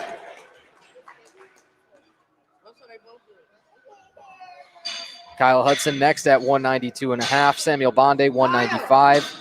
The best deadlifter out of this first flight still appears to be Alex Kelsey. He's entered 235 for his second attempt. That is a raw sub-junior, by the way. Kyle Hudson, 192.5. He's going to jump 17.5 kilos. Let's go, Kyle. Kyle Hudson, bang! Oh, he's thinking, that's a little bit too light. I need more. 192.5 kilos. On a raw sub-junior 83. That was a 424-pound attempt. You wouldn't have known it by Kyle's reaction. Samuel Bonde will put a 195-kilo attempt in. Kyle just entered a 20-kilo jump. Uh-oh. Oh, 192.5 to 212.5. That would be juicy. Samuel Bonde at 195 for his second coming up. Another conventional lifter. The grip was slipping. The lockout was sticky again. It's still 2-1. It counts. Don't expect him to take another 12.5-kilo jump, that said, but a great fight through, and he's able to hold on to it, the grip being one of the more difficult tasks, heavily chalked everywhere. John Keebler is jumping 25 kilos. That's unbelievable. That is the single biggest jump we've seen for anybody the entire day for anything. This is 185 to 210. And it still flew. What? John's thinking, oh man, do I just have to open heavier next time? That is a 25-kilo jump with almost no appreciable slowing in bar speed. He's taking a look at his hands a little bit. Maybe got torn open a little. The calluses are always in danger, especially on the heaviest attempts. We'll wait to see what John puts in for his third. It's 227.5. He probably had that 500-pound number in mind too. Knew he could go over it. Ian Genslinger heads out with 225 on the bar. Ian's already got himself a lifetime PR. This would blow that out of the water by 27.5 kilos. Ian attacks, dominates. Detonates, destroys. Don't blink, whichever you prefer. They all mean the same. That was really, really quick.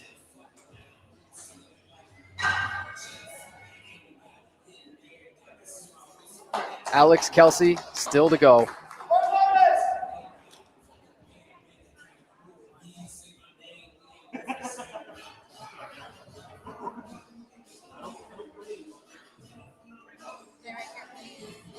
And he is just as quick on the second. I'm telling you, there's at least 10 to 15. He might have to jump aggressively because of how this is still moving. This is a 16-year-old raw sub-junior.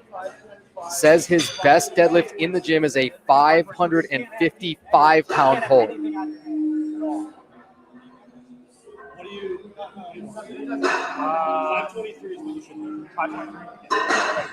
Alex is over at the table right now, and he just heard from the head referee. I think they were talking about a wrap that he'd put on his hand, probably one of those, a torn callus.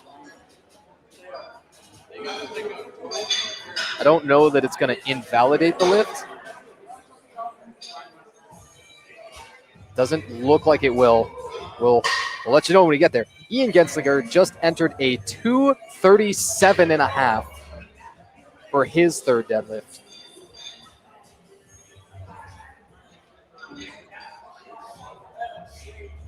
That's 524 pounds for him. We're still awaiting that final entry of the third deadlift from Alex Kelsey as well.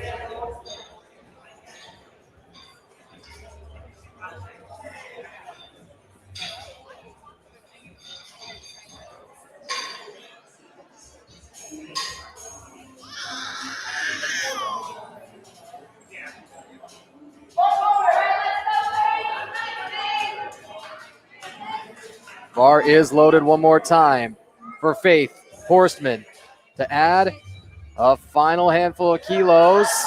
Broke the floor, but not by much. That'll be it.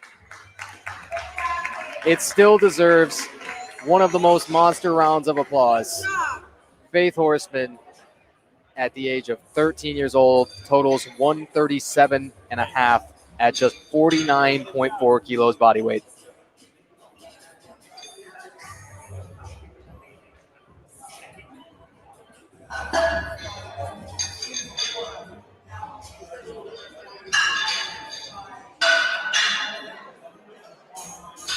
Faith is the only raw pre-sub junior and put up a valiant attempt.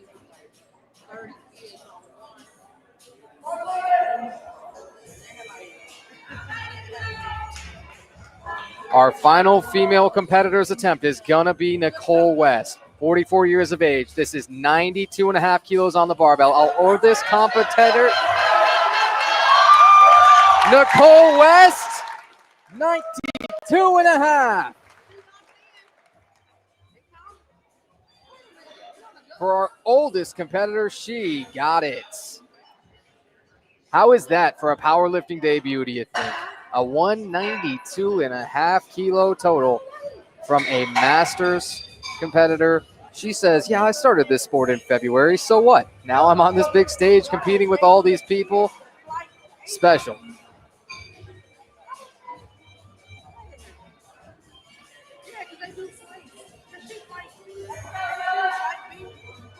She was when they fly.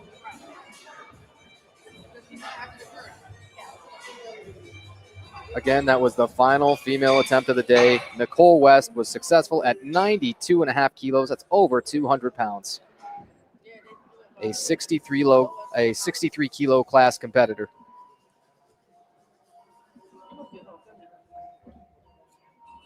$147.5 is the attempt selected by Noah Horstman. He jumps 15 kilos. You often say that's a little bit aggressive. Maybe deadlift is the one where you can get away with it. We'll find out. 147.5. He's got it with plenty to spare. What are they feeding these sub-juniors? 325-pound deadlift completed by Noah Horstman. We love to see successful third deadlifts. Don't worry, we've still got an entire flight after this, after all of these third attempts, to see a whole lot more of those successful thirds.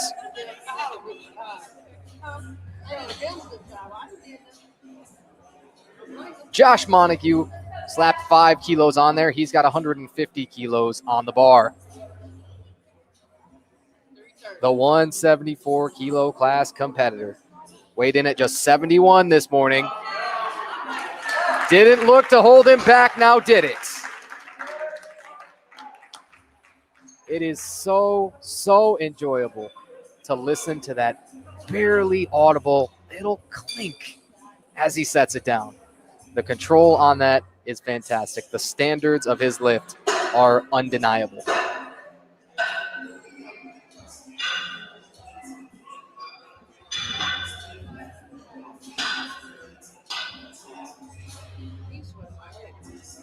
Our next lifter up is going to be Matthew Iapata, taking 190 kilos.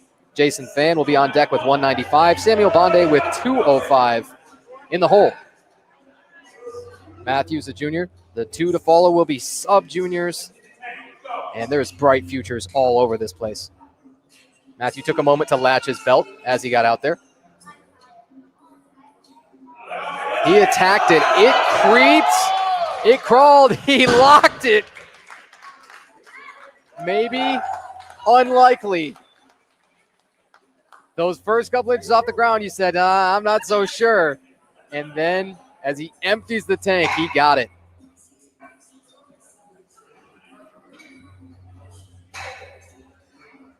The breathing, the bracing, you have all of the perfect technique in mind. That's always the intent. And then once that barbell gets in your hands, you never know on meet day. You've got to do whatever it takes to get it up. Jason Fan at 195. Another sticky one. Booyah! It's 2-1. That still will pass. We like successful third deadlifts. 73.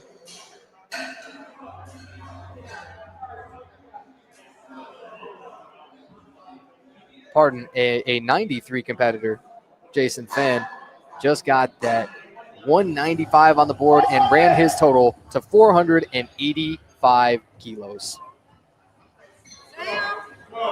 Samuel Bonde now, Kyle Hudson on deck, and John Keebler in the hole. 205 kilos for Samuel Bonde on the barbell. It's been sticky. It's going to slip out of the hand, it looked like. The grip had started to give on his first, so you don't always expect it to hold up through the third. Lost on grip, barbell not able to be controlled, and no lockout. Let's go. Oh! Kyle Hudson wants to take one more big swing on the day. He has 212 and a half on the bar. That is 468 pounds. This would be another great time to get up and out of your seats and cheer on this raw sub-junior 83 Kyle Hudson. Let's go, Kyle. Carry the boat. Carry the boats, that's what his mom says. Jumping 20 kilos, pulling for something bigger than himself. Yes! He shrugged his shoulders like, what? It ain't no big deal to me. Yes, sir. Yes, sir. Like it wasn't a big deal or something. Yes, sir. 212 and a half. That is 468 pounds. Again, would you know it by watching Kyle's reaction? Bright futures. Bright futures in this sport from so many competitors.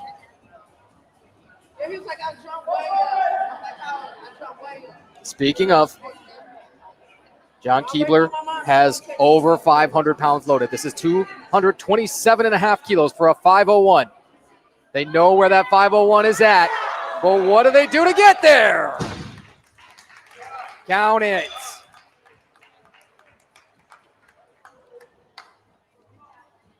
Didn't know where the strength standards were. If you were one of those coming in, now you know. That bar continues to move up and up all the time.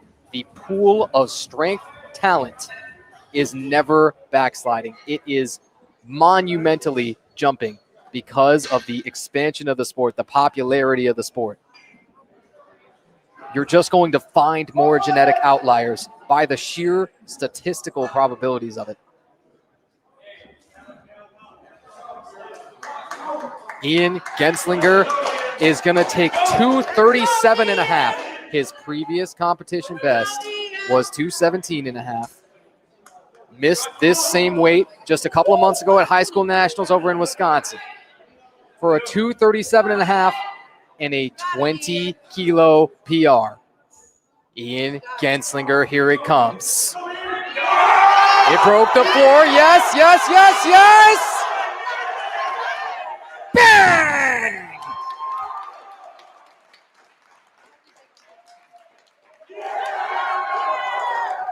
Say we jumped the gun if you wanted to. Say there was a little bit of doubt. I disagree. Never a doubt about that 237 and a half. Now, Alex Kelsey will be pulling 242 and a half He's been ahead, out front of everybody. Had the heaviest opener. If he finishes this off, we'll have a solid grip on the heaviest deadlift overall until we get to the next flight, but we'll get about there when we get there. It continues to be a little bit unnerving just how quick it moves. 534. 242.5 kilos for the final deadlift of Flight A. That is truly spectacular. So unbothered by it all, so nonchalant.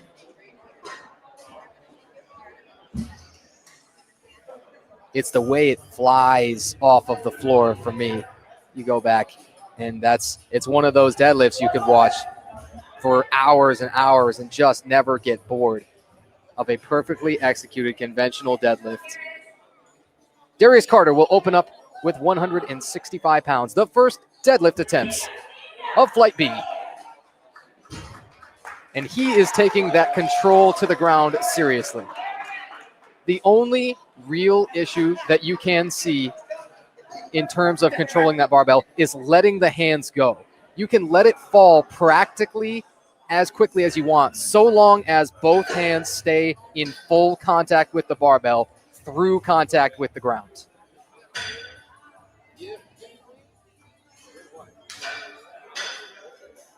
You've seen some lifters exaggerate that sort of very, very slow eccentric or the lowering portion and just kissing it onto the ground. And sometimes when it's incredibly heavy, you'll see exactly the opposite. Noble Dowling puts 180 kilos on the bar to start. He will step up with a sumo stance, measures it up. He's got the Notorious Lift slippers on. Hey, that's one of the sponsors today. Great choice, Noble. 180 is just so textbook, too. Pretty technique.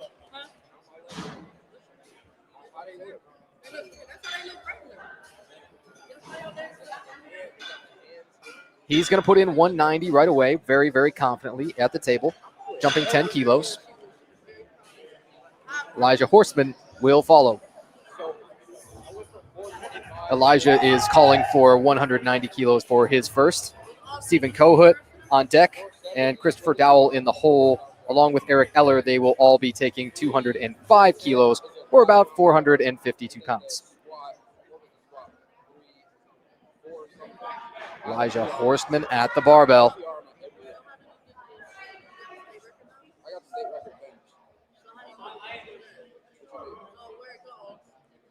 Attempt timer at 30 seconds. He's got plenty of time. Drops the hips low. Every once in a while, that will almost certainly be 3 whites. Every once in a while, you will see a competitor who can almost within that sumo stance assume more of a squat where they really begin with the hips quite low. Many lifters are more so advantaged to try to pull with the hips just about as high as possible. But in the end, again, you have to individualize your technique to your own body, what works best for you.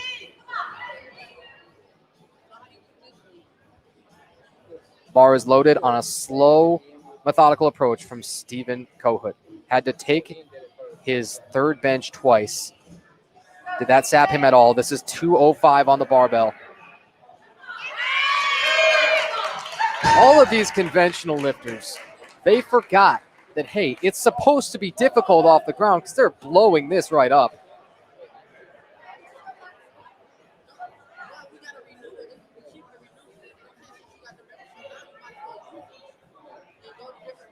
.205 again for the next couple of attempts. It's going to be Christopher Dowell and Eric Eller back-to-back. Chris got no issues with 205.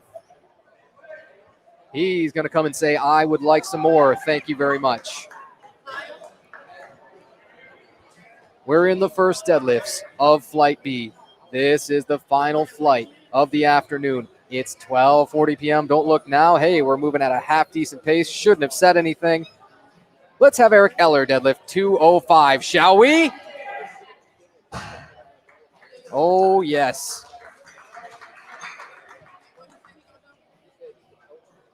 the most standout beard and some of the most fabulous technique of anybody. That is, again, forged in a lifetime of strength. You can't fake that. You can't buy it. Gotta be earned and fought and scratched for.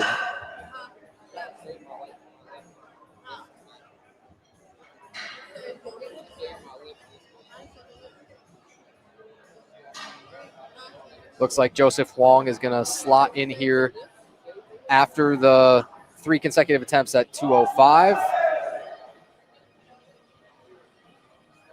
Joseph Wong is going to take 237.5.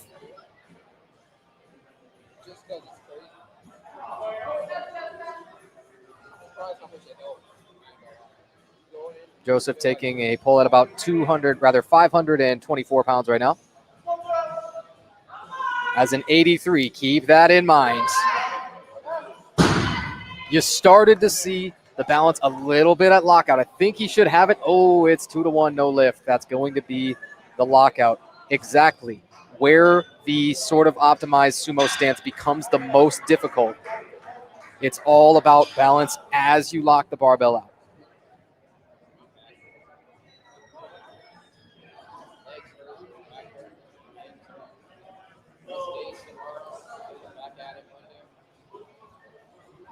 As we've not had to say for a while, as fortunately we had a whole bunch of makes on those deadlifts, you have 2 options upon a missed lift. You either retake at that same weight or you go up. You cannot go back down. Kyle Craig will open at 240, over 3 times body weight to open with, as an 83 competitor. And a conventional stance at that. Uh-oh. Okay, something big is not safe. Whether it's 250, whether it's 260, Kyle Craig is coming for it.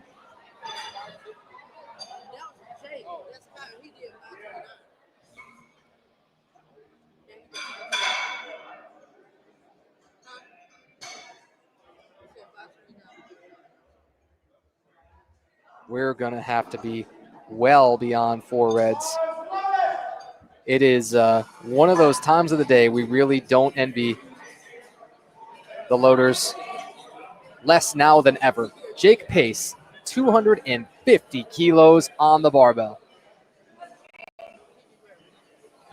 One of his lighter openers, relatively. Do you feel comfortable calling 250 light? Most of us would say no. Jake Pace would say, yeah, maybe.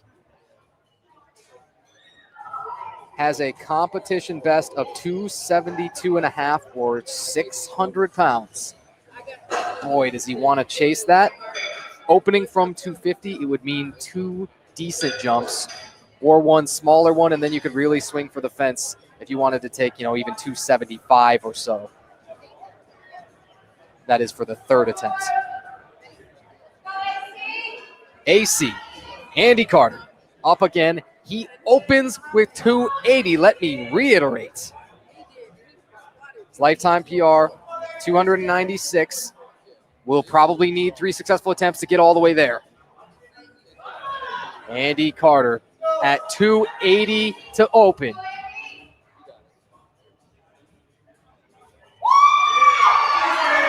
Count it, please. And thank you. It does pass 2-1. And Andy Carter, you see, one of very few competitors to opt for the hook grip. That is a seemingly double overhand grip, but what you aren't seeing is the thumb covered by just the first 2 fingers of the hand, with the barbell sitting in between that gap of sort of the soft side of the thumb facing towards the body, and the barbell in between that space between there and the 2 fingers draped over the top, the pointer and middle fingers. Back to Darius Carter. He's got 175 kilos on the bar now. 3 red round things. Darius should be good. Another one of those library deadlifts. It shows such attention to detail. It shows a willingness to comply with any and all regulations in order to leave 0 doubt about the completion of the lift. last thing you want to do is expend all of the effort and for any reason be no lifted on technicalities. Darius is not playing that game. We're through the first attempts of Flight B with the deadlift. Noble Dowling is up for a 190 kilo pull. He will also be one of those electing for the hook grip. Noble at 190, got it. Now his competition PR of 205, it would be a big 15 kilo jump to try and equal it. That is an option though.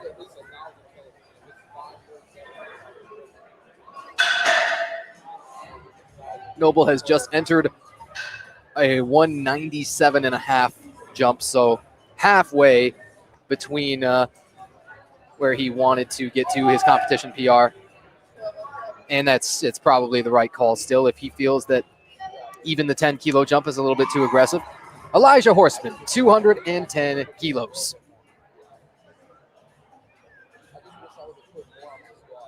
Seven and a half from his all-time best.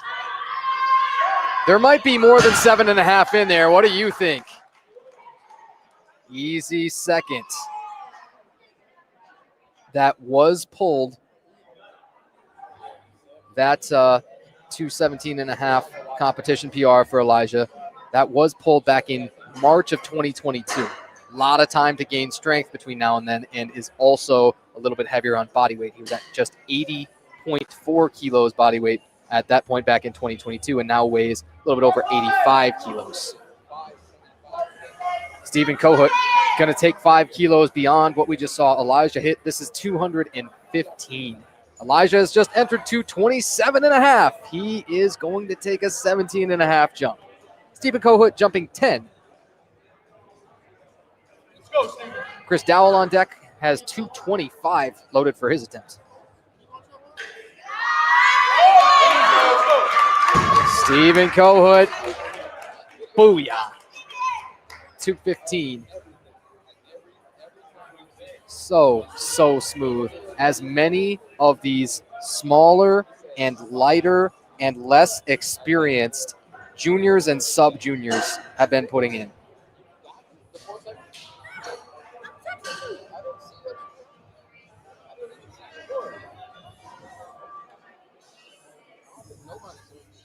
Chris Dowell. Bars loaded for him with 225 kilos. It's 4 whole reds and the comp collars added up. 20 kilo jump. Oh, did you have the slip a little bit, the grip at lockout? Let's find out. Yeah, it's no lighted.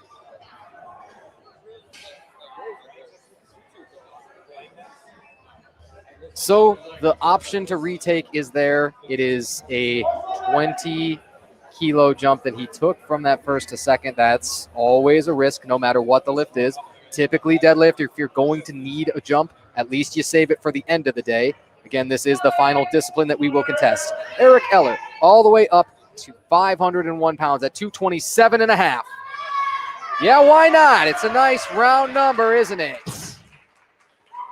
Eric Eller, yes, at 227.5.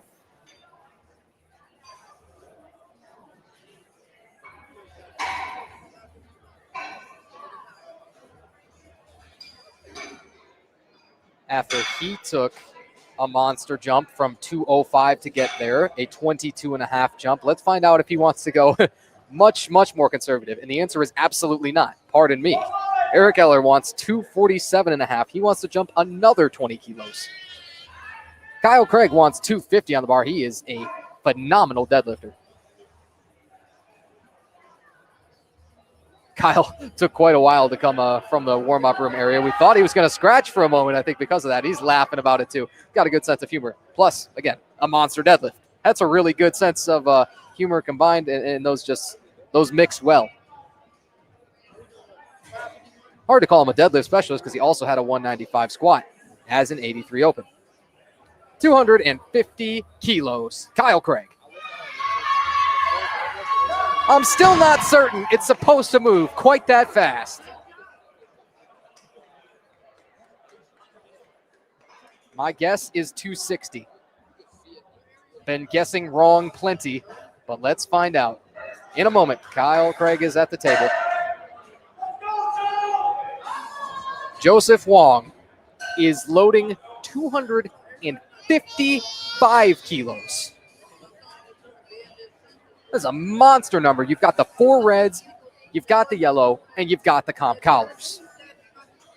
One more time, it goes like this. If you don't have your loading chart in front of you, each pair of red plates, that's going to be 50 kilos. The yellow plates are 15 kilos each, a pair of them being 30. The barbell is 20 kilos, and the competition collars are 2.5 each for 5 kilos total. A 17.5 jump. Joseph Wong looking for a monster 255.5. Did he lock it that time? Yes! Act as if I didn't say 255.5. That was 255 kilos. You're already way, way beyond 3 times body weight for him. Again, he is a guest lifter today. We presume it was because of a weight class and not being able to make the declared weight. We can't even say for certain, as we haven't been told. Been asking around a little bit and haven't gotten the confirmation on it, but we'll presume that's what it is. Let's have Jake Pace open with 262.5. Why don't we? That could be fun. 578 pounds like it ain't no big deal. Uh-oh. 600 pounds is not safe at all. 600 pounds should be quaking in its boots. It would take a 10-kilo jump from exactly right here where Jake Pace is.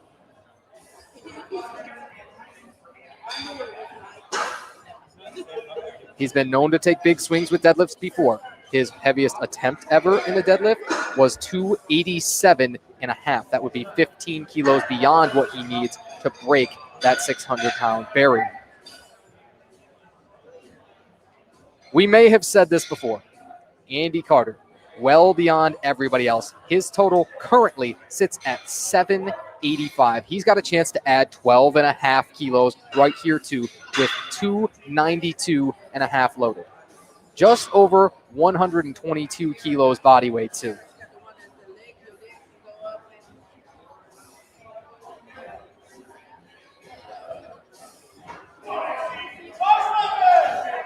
AC looking to take a 12.5 jump and continue to chip away, get within range of a lifetime PR total. And could he even pull for a lifetime best deadlift? You got to get the 292.5 first. Andy Carter. Come on! Oh, it was a really, really long deadlift that we were waiting for the down command for, and I don't think it came quick enough. Andy was sort of forced to drop that. The passy outies, I think, creeped up on him, and Andy's coach is going to be a little upset about this. They've got to watch the video back, but presumably the reason that down command was not coming was the head referee could not determine that the hips and knees were locked.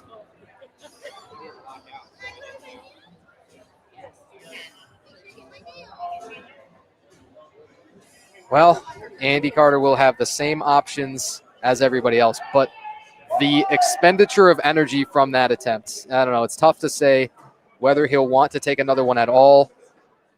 Probably going up is out of the question now at this point. Darius Carter with a 17.5 jump still. He's got 192.5 on there. Another big deadlift.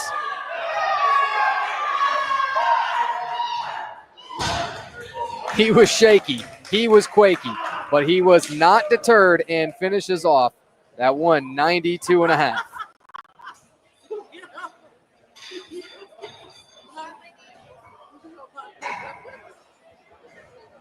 What a debut it's been for Darius Carter. If you look, the only unsuccessful attempt Darius had was his very first squat. One of those where you've got to just feel out depth on the day. If you've never been on the platform before, you might not be quite aware of what that competition depth feels like. After that very first attempt, Darius has been just about perfect on his technique, and he will finish with a 467.5 kilo total. Noble Dowling has 197.5 kilos on the bar. A raw junior. Not going to be quite a competition best, but it will round out a very respectable total if he can grind and snap to lockout with a little fist pump and a belt flick.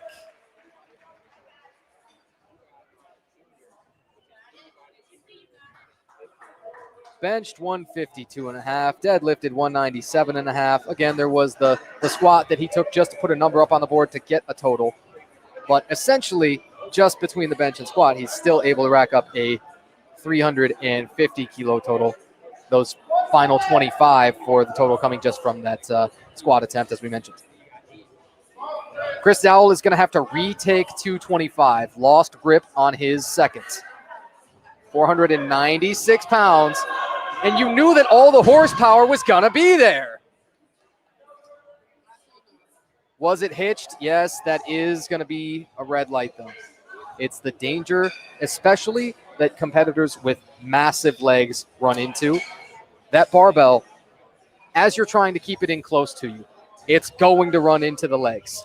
That's why you will see competitors wiping down their legs with baby powder. That's going to be the white substance you see on them. Absolutely do not use chalk. That is exactly the opposite of what you're trying to achieve. That baby powder is to eliminate friction between the barbell and the thighs. Elijah Horstman, he wants a 500-pound pull. Can he get it? Can he pull for the lifetime PR to add 10 kilos on and go over 500 pounds? It's coming! Down. You can tick, tick, tick, tick, tick, tick, tick. Put it on the board. The suspense. It's almost too much to bear sometimes.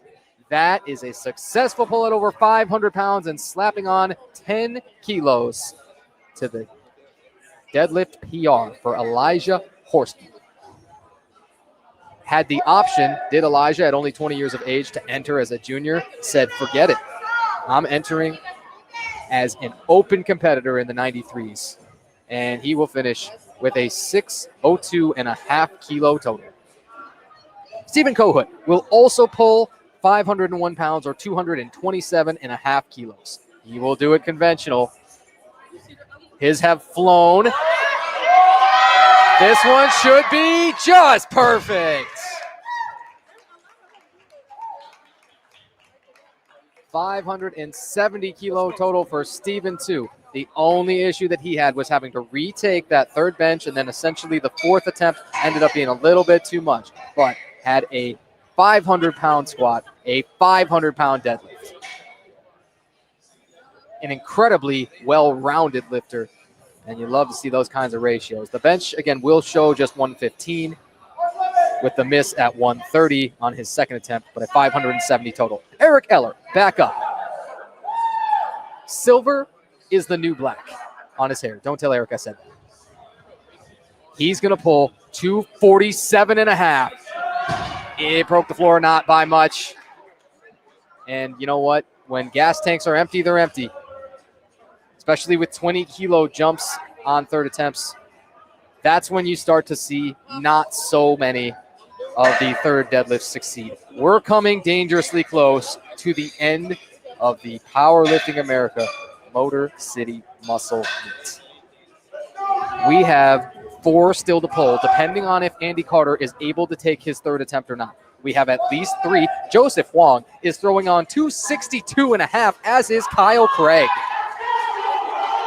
2 men's raw open competitors. Joseph Wong, 25 years of age, looking like an absolute veteran.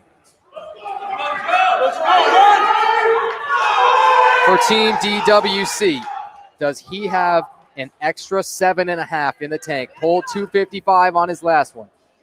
Let's see, on a 262.5. Why not? Why not you, and why not now? 2-1. Whoa. 578 pounds from an 83 kilo competitor.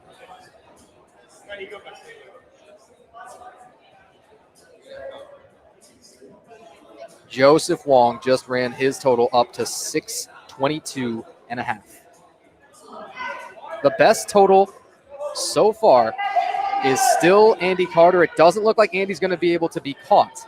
But as we go by divisions and all of these totals start to round out really quickly, we'll see if final standings can still be shook up and some medals might change hands. Let's find out first with Kyle Craig's 262.5. Wait. He did what?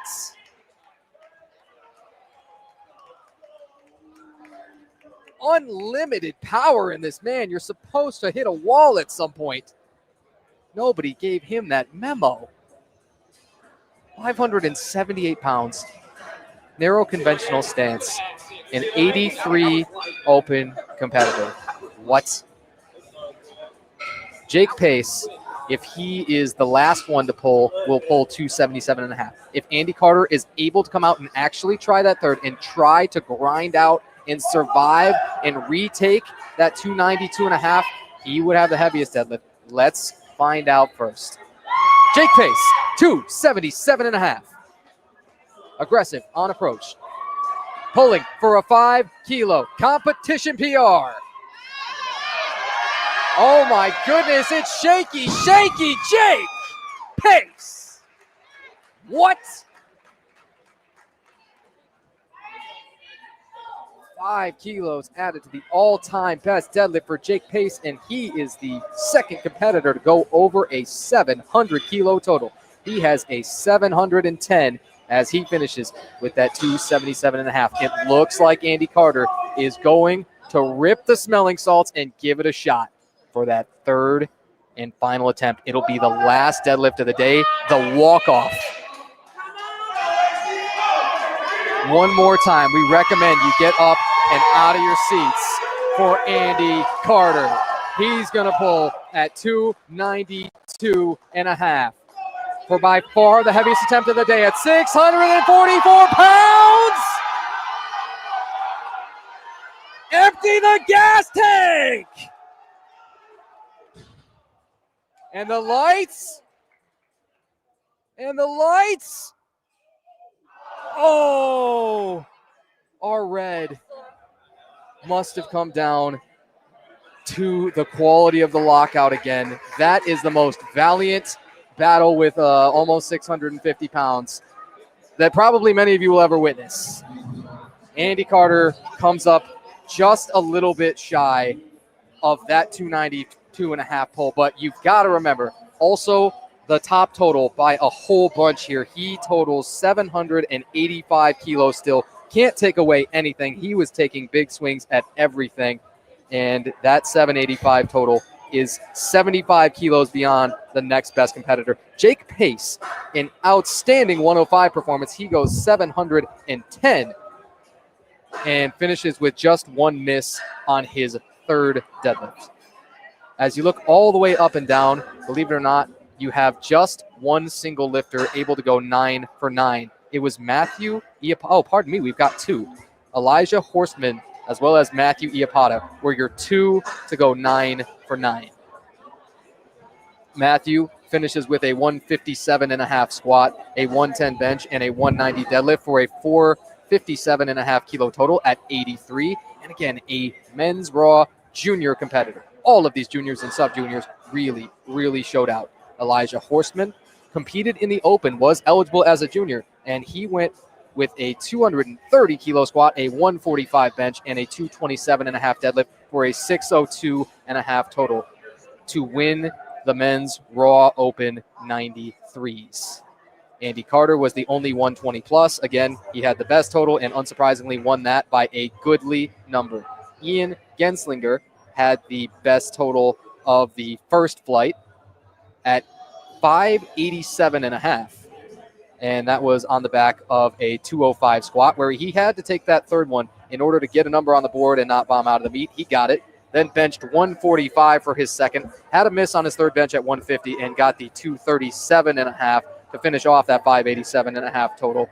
And as a men's raw sub junior, that was a standout 587.5. Other performances that we've got to highlight: Faith Horstman in her very first competition at the age of just 13 years old, got 137.5 kilo total with a best lift of a 65 kilo deadlift. Alex Kelsey pulled 245.5 as a men's raw sub junior and went 537.5. John Keebler, 562.5.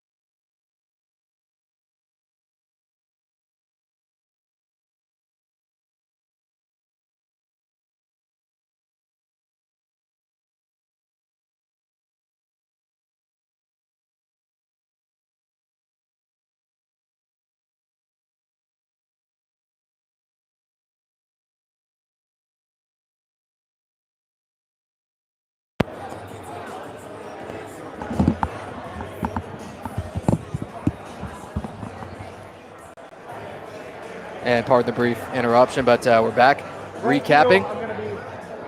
We are moments from our awards. Can't exactly promise you when we'll go on, but we'll just let those awards roll with you. We'll capture them on the crowd mic best we can for you, and then we'll just about be out of here. If you have any further questions on the results of this meet, go to liftingcast.com. Check out the Powerlifting America Motor City Muscle Meet. That was what you were watching today from Detroit Muscle Gym. This would not have been possible without gold level sponsors Eleiko and Notorious Lift, and silver level sponsors Iron Swell, A7, Pioneer Belts, and PR Breaker. I actually have a tradition. I go to Chili's after, and that's when I pay everyone.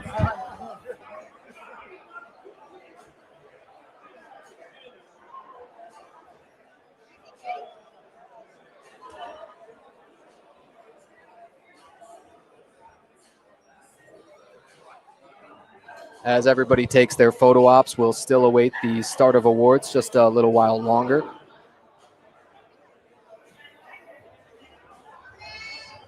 You still broadcasting? I was wondering how fine.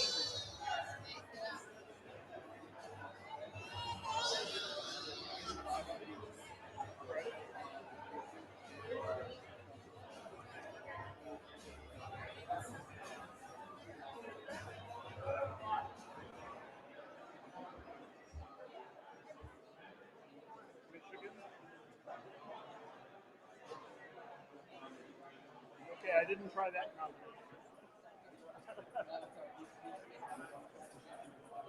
Okay. Oh, so you're Confederation? No. Oh.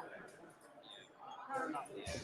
And it'll be out there not by. It didn't need to be out there.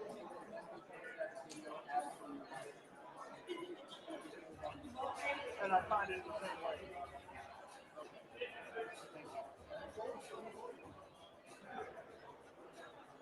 We'll see. I just got intel my boy might win best overall. He's so young, so we'll see. Thank you very much for what you do.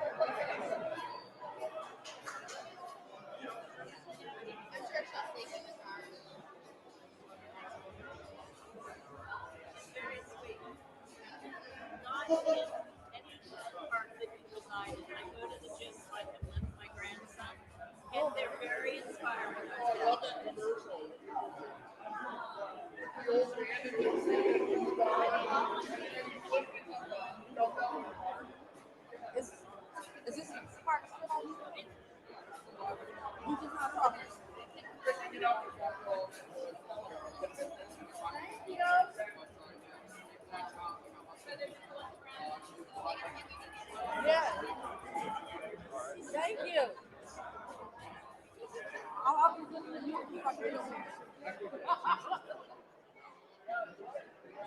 this video, it's gonna be a video, so it's up forever, right? Yeah, so with YouTube, the moment that the live stream comes down, it will automatically post it. First couple of attempts weren't up yet. We just weren't ready for the internet, but Okay.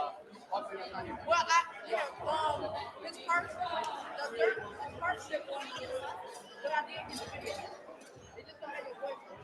Yeah, we're, technical difficulties. Yeah, I did get the video of him lifting. I just didn't. All right, everyone, we are going to get started with awards. Put it in here with my other.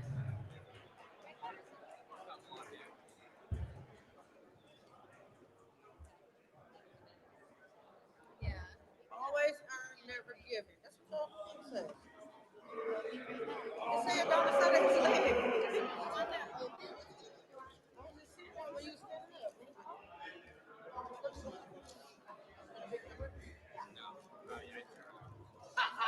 All right, let's start with women's raw, masters 1, 63 kg. In first place, we have Nicole West.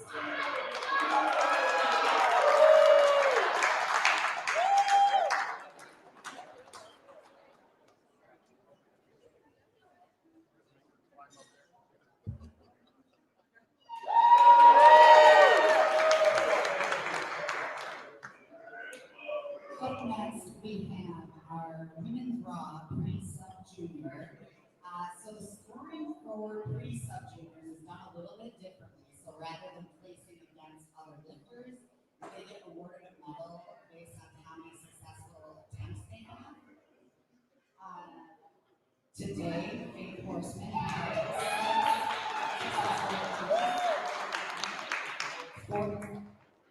5 successful lifts, which gives her a bronze medal.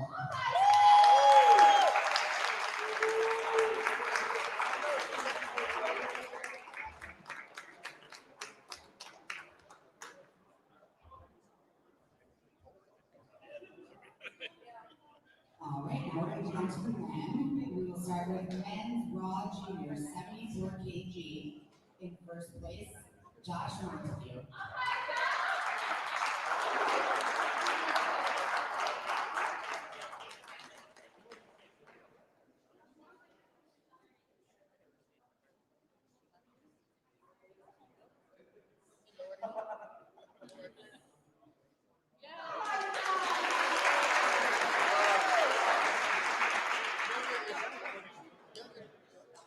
Next is men's raw junior, 83 kg.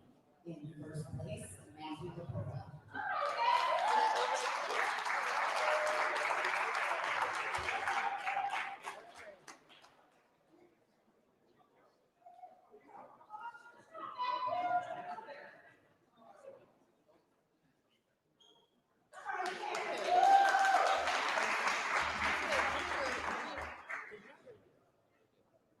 Up next is men's raw junior, 93 kg class. In second place, we have Noble Dollar.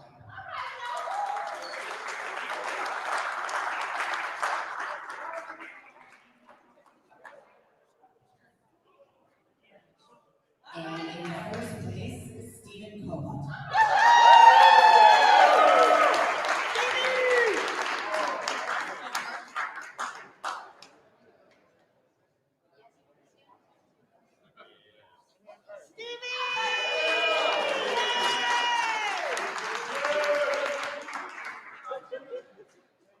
Next, we have men's raw master 1, 105 kg class. First place, Eric Eller.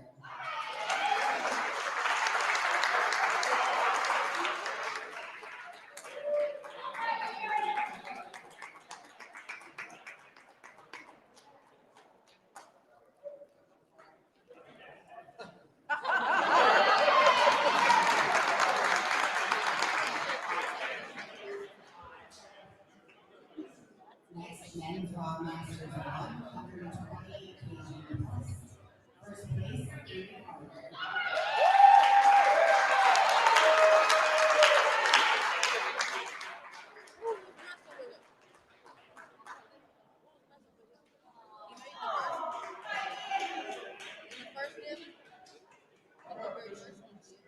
the raw open 83 kg in second place is Kyle Craig.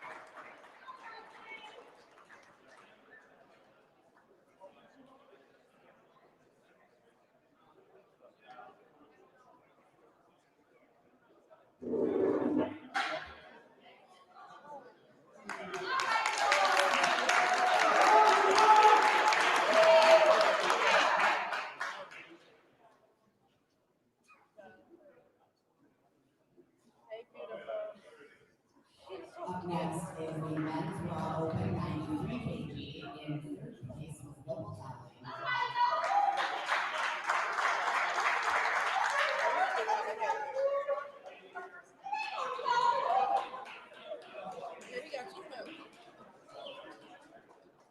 In second place is Nicole.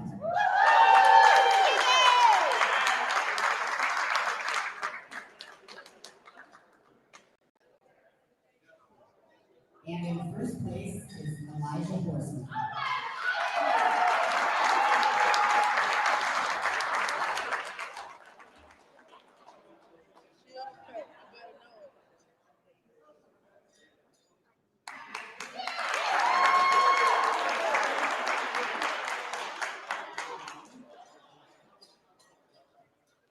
Next, men's raw open 105 kg class. In second place is Darius Parker.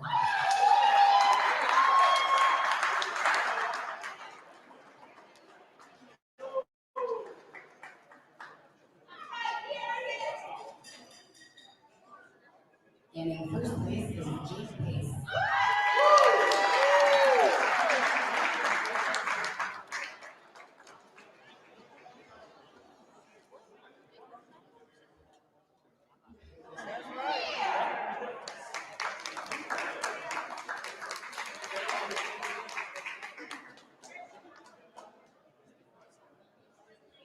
Up next, men's raw open 120. In first place, Christopher Dow.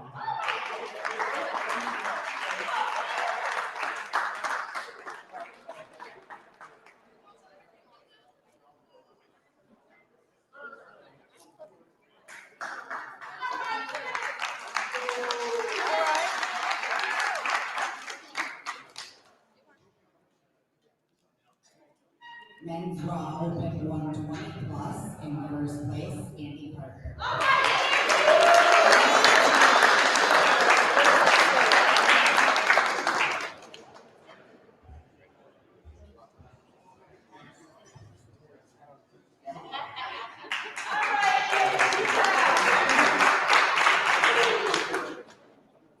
Move on to the sub-juniors. So men's raw sub-junior 83 kg. In third place is Noah Person.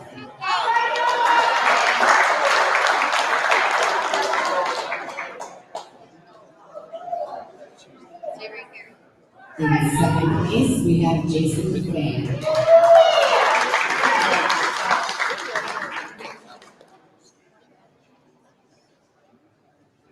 And in first place is Kyle Hudson.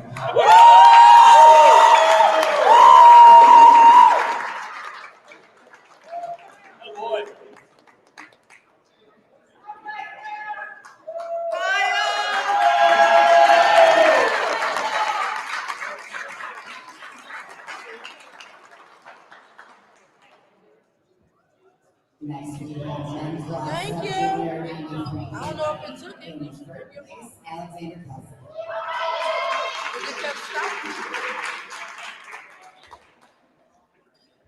In second place, John Keeler.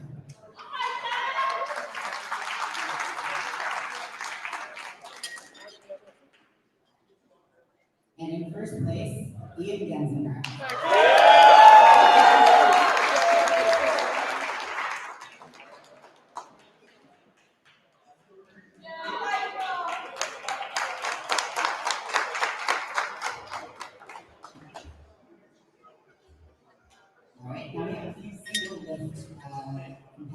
here. So the women's raw open bench only, 83 kg. First place, keep it coming back.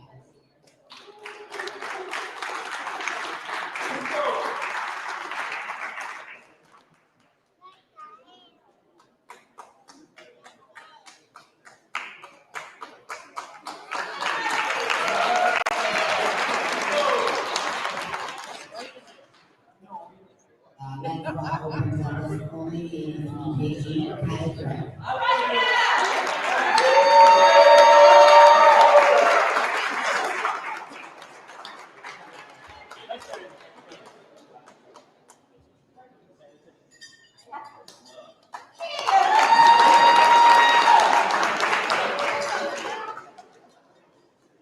And then your men's raw sub-junior deadlift only, 93 kg. First place, John Peters.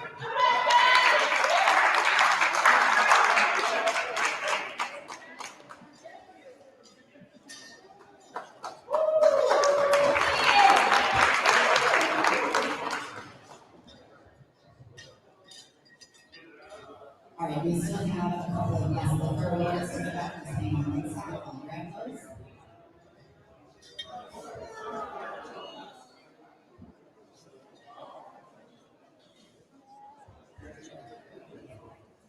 Before we do best lifter, something new that we started this year is giving away the illegal sportsmanship award.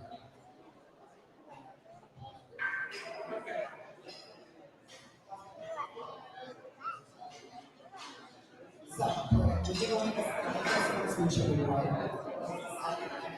And our reps, it's a very tough decision. Basically, we are looking for someone who is respectful and goes above and beyond throughout the day. And even if they have a tough day, they're still smiling, happy to be here. Really cool for the rest of them. The person we selected today is Kyle Hudson. Yes, baby! Yes, baby! One step up. Good job. All right, moving on to the best lifters. We'll start with ladies. So we did only have one lady that was not a preception. So she showed up and she did her best, and it was her first week ever, and we're all very proud of her. Nicole West.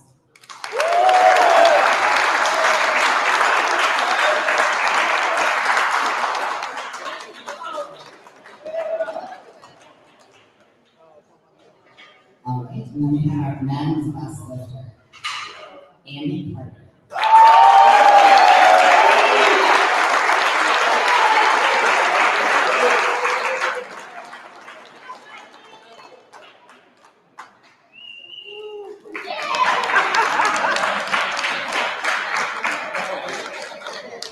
All right, that is all we have for the awards. I do want to give a thank you to Jen and Bob, the gym owners.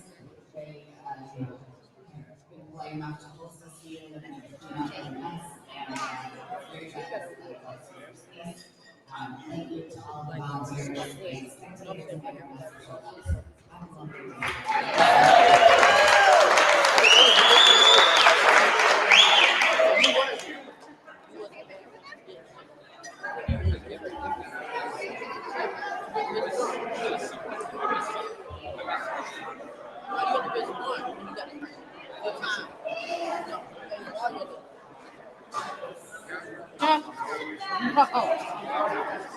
It's the one for time.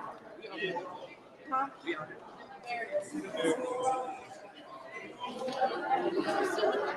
Good job. How old are you?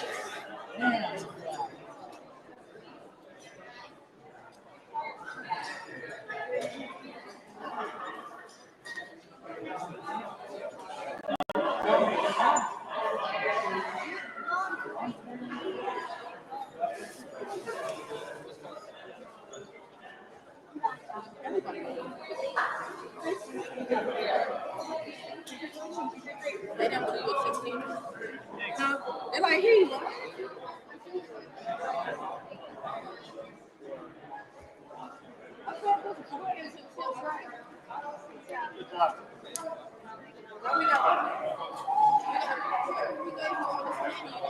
Appreciate it. I gotta get my water bottle. Hey, baby.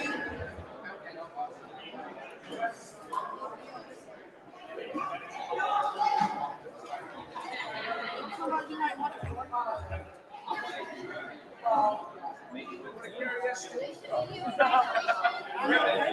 Great job today. Really. You were always smiling. That was awesome. Cool.